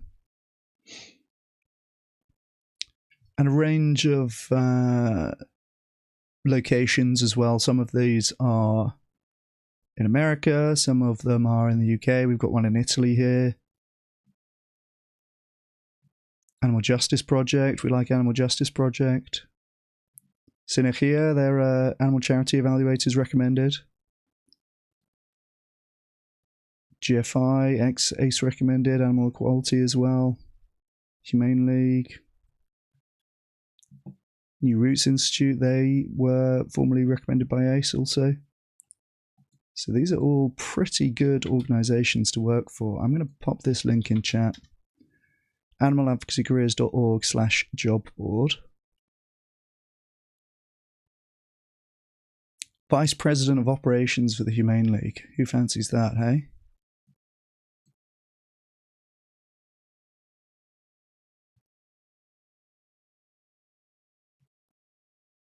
I'm not seeing a location here. Is this... Oh yeah, I guess you can be anywhere. Up to $200K for candidates based in the United States. Up to $115K for candidates based in the United Kingdom. So some of these are pretty well paid. You know, these are senior roles. That's going to be somebody who could be making even more than that in the private sector to get some of these roles. But, you know, it's not necessarily the case that if you want to come work in the animal movement, you've got to be, you know, lacking 2 pennies to rub together. Oh, look, there's one animal charity evaluators there. Communications manager for animal charity evaluators for anyone based in the US. China lead for Innovate Animal Ag. Anyone?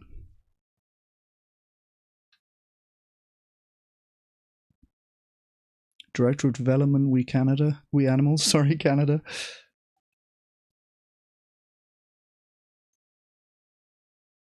Social media coordinator for Veganuary.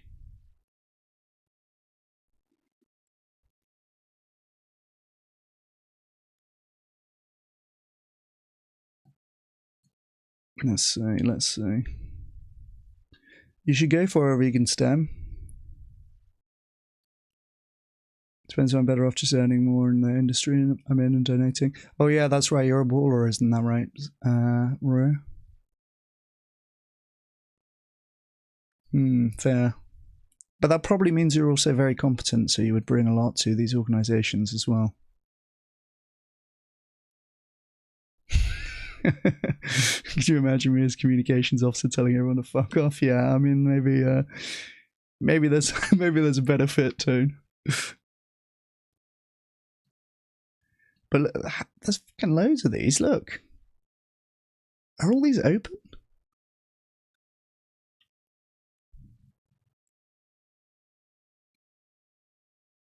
I didn't think there'd be anywhere near this many, honestly. We've got hundreds of them. Let's see. United Kingdom. There's 11 in the United Kingdom. Centre for Effective Altruism, that's cool. Any lawyers? Content creator internship, that's cool.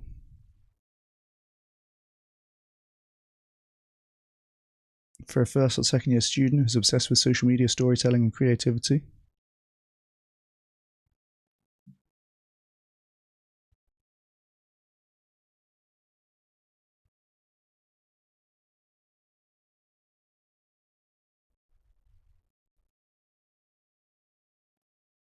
We need more vegans to organise and start actually working on projects. Yeah, true, Soy Daddy, I agree.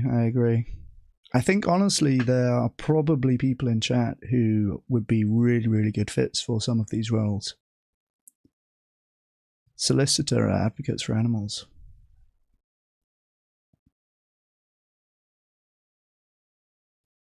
This is, I'm looking at UK currently, but I'll do US in a minute. Head of legal. Oh, there's quite a lot of legal things, eh?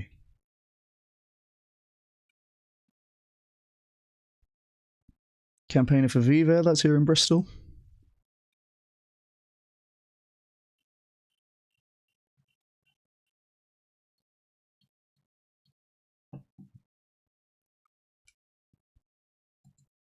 Let's do US.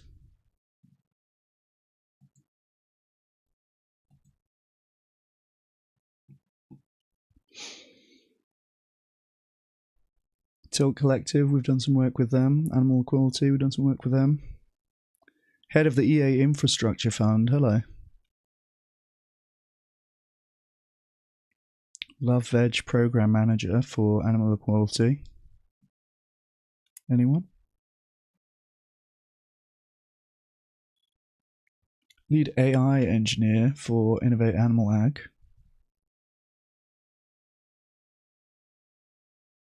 That's a very cool role for somebody, for an AI enthusiast. Communications Manager, Animal Charity, we saw that one. Temporary Digital Advertising Lead for the Humane League.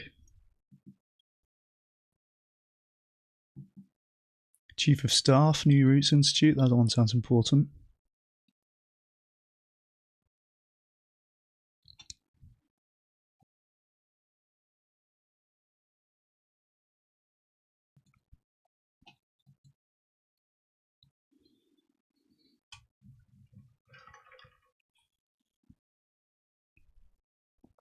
Couple of voluntary roles on here as well.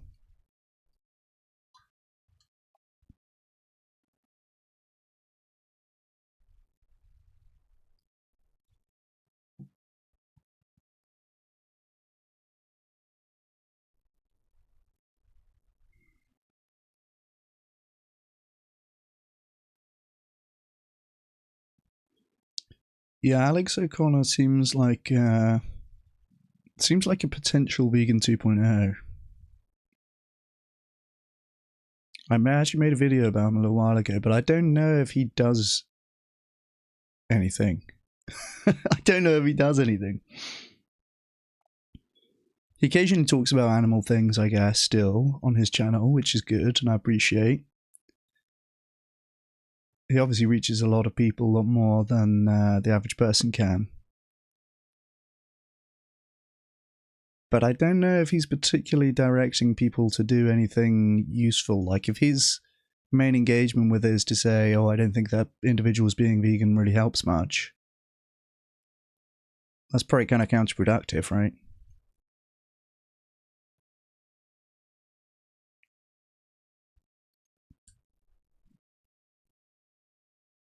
He advertises leather wallets. Yeah, I mean, that's not great.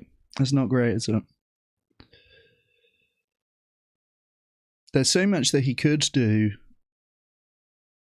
in a vegan 2.0 way to kind of blow all of the rest of that out of the water.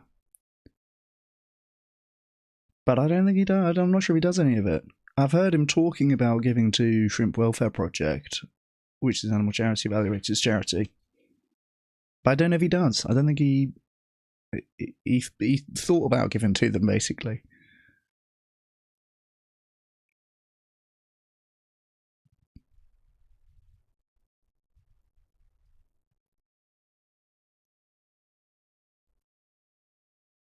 Yeah, that's right, but he talked about it, didn't he? But I don't know if he did it.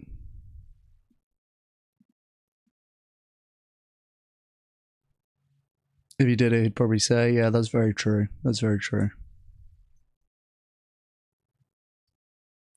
I really hate the norm of people being like, you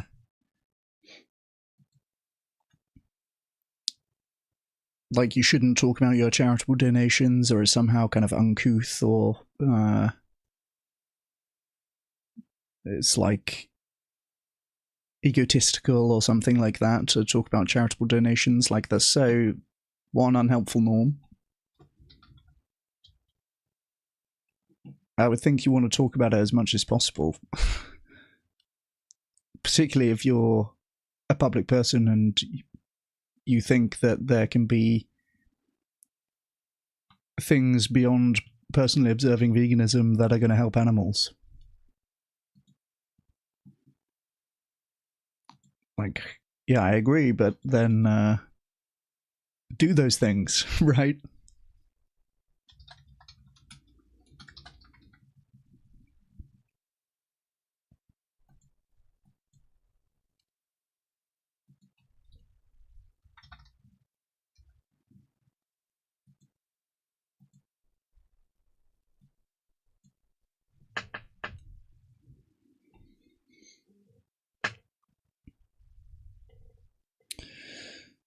Understanding is he dropped veganism because him being vegan alone won't change it, and health issues. Latter appears BS. He doesn't say anymore and has switched to the former. Yeah, that's an interesting one. Yeah, I mean, that's a dumb argument anyway, right? Me being vegan alone won't end factory farming. It's like, no, it won't.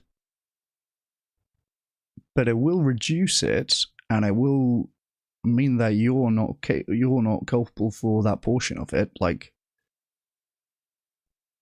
yeah, I don't, me not assaulting people is not going to end assault. But it will mean that there's fewer assaults going on. This is kind of like Skyjack Morgan said something similar to this, right? We said, the promise of veganism is not that it's going to help any animals. I'm like, well, yeah, it is. Yeah, if it wasn't, I wouldn't bother doing it, right?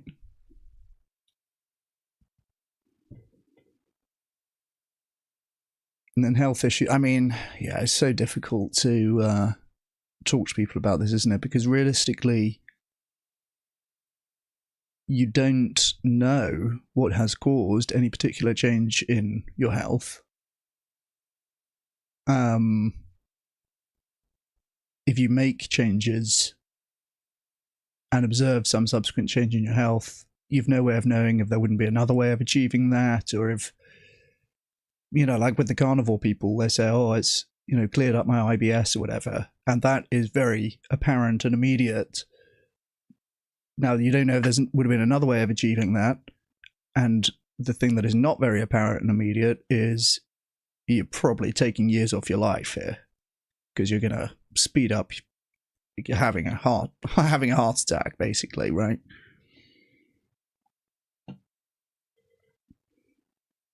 So dumb, it was like, I can't easily get vegan food whilst travelling. Okay, prepare meals in advance, know how to do that. Yeah, that's kind of weak. I mean, once you've gone vegan and been vegan for like over a year, isn't it kind of easy to deal with those things? That's like a practical concern that you might expect someone to have when they're considering it or when they're in the early stages. But once you've done it and navigated it and you know what you're doing now, isn't that kind of a solved problem? I don't know. The health issues you refuse to go consult a professional about are interesting.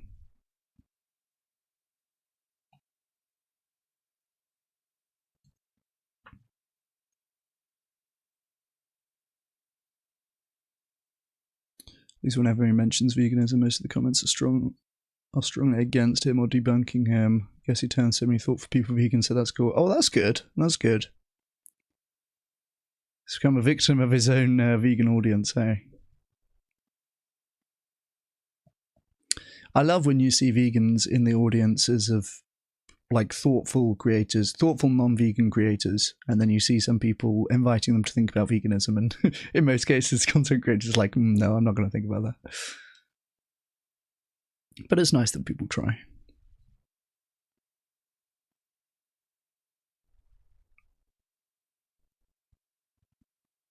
Alex's key argument against the existence of a god is the problem of evil, and especially animal suffering, since for humans people say they'll be rewarded in the afterlife. There you go. Maybe veganism was incompatible with his atheism.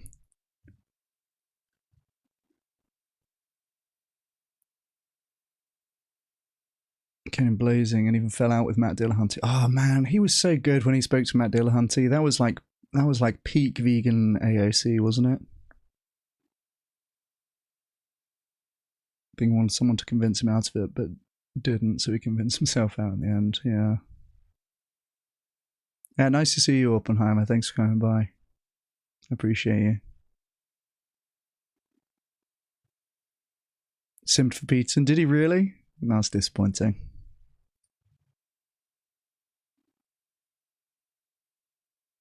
Oh, Michaela Peters. That's even more disappointing.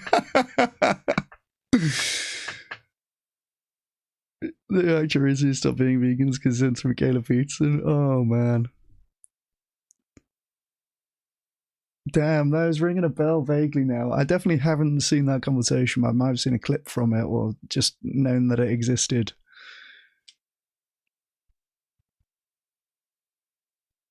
Man, that's disappointing if that's true.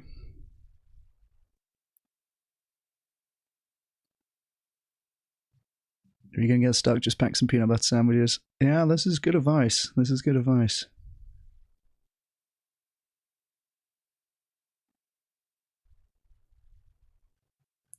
I think it's a problem when I speak to people who have fallen off the wagon, so to speak. They very much do think about it in those binary terms, which I don't think is helpful. Like, it's not a good thing if you're like, well, I ate meat once, so I guess I'm not vegan anymore. And then I'm just going to continue doing that. It's like, well, that's that doesn't have to be. That doesn't necessarily follow, right? You could just write that off as a setback and then get back on the horse, right? Or not if you're vegan.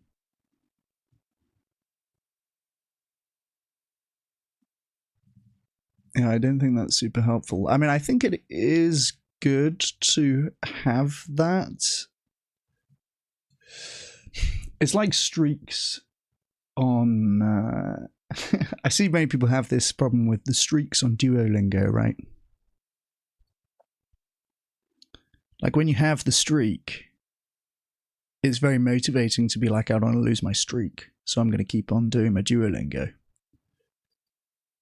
But then once it's gone, it's actually, once you miss a day, you've actually then, it becomes demotivating, right? It's like, I'm never going to get back to that long streak, so I may as well not bother. It's like the streak wasn't really the objective here. The language learning was the objective. This was just a tool. But yeah, I feel like it's probably the same with, like ex-alcoholics will be like, will never have alcohol now, period. And if I do, then it will be disastrous and I'll go, I'll have fallen off the wagon, I'll go all the way down that road. So I don't know if you necessarily need to think about it in those terms. If you have an animal product once, now you're not vegan anymore, now you can just, right? But I don't know.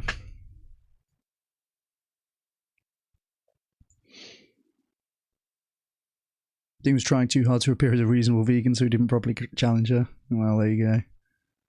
LeBron James or Michael Jordan? I don't know about this particular brand of sports ball. One of the many non-vegan issues that I'll stay on the fence. If I were to take a position on that, Rebecca, we might isolate either LeBron James or Michael Jordan fans from, we might alienate them from the vegan 2.0 movement, you see. So I'll stay neutral on unrelated issues.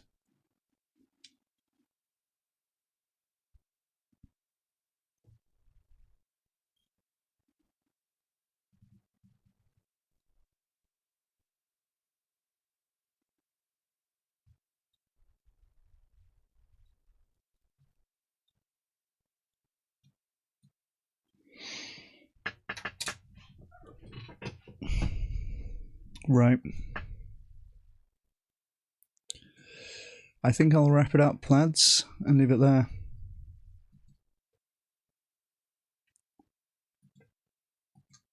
It's going to be dinner time for me. Do you consider watching or playing basketball non-vegan since the ball's made of leather? Hey, Miss Teaspoon, nice to see you. That's an interesting question, Rebecca. Is it made of leather? Oh, basket. Well, let's say that it is for the sake of argument, I guess. Basketballs made of leather. There you go. Yes, premium basketballs used in professional leagues are made of genuine leather. Well, there you go. I mean, I guess not then. However, most basketballs for competitive school or outdoor play are made of composite, synthetic leather, or rubber for increased durability and lower cost.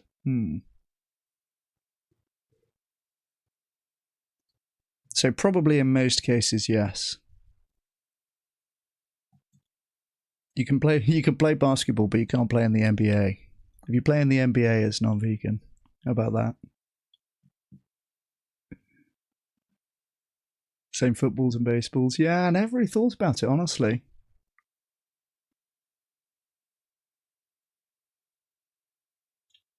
It's, I mean, it's going to be one of those marginal issues, like if you're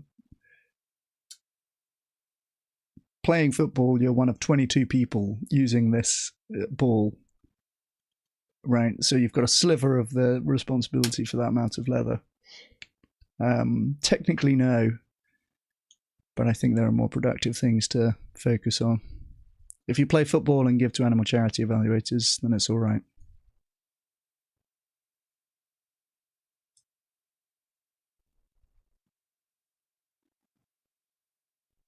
Yeah, there are vegan balls as well. Yeah. I think probably these days the minority are real leather. Based soy daddy. There's the vegan 2.0 cap. The baller cap.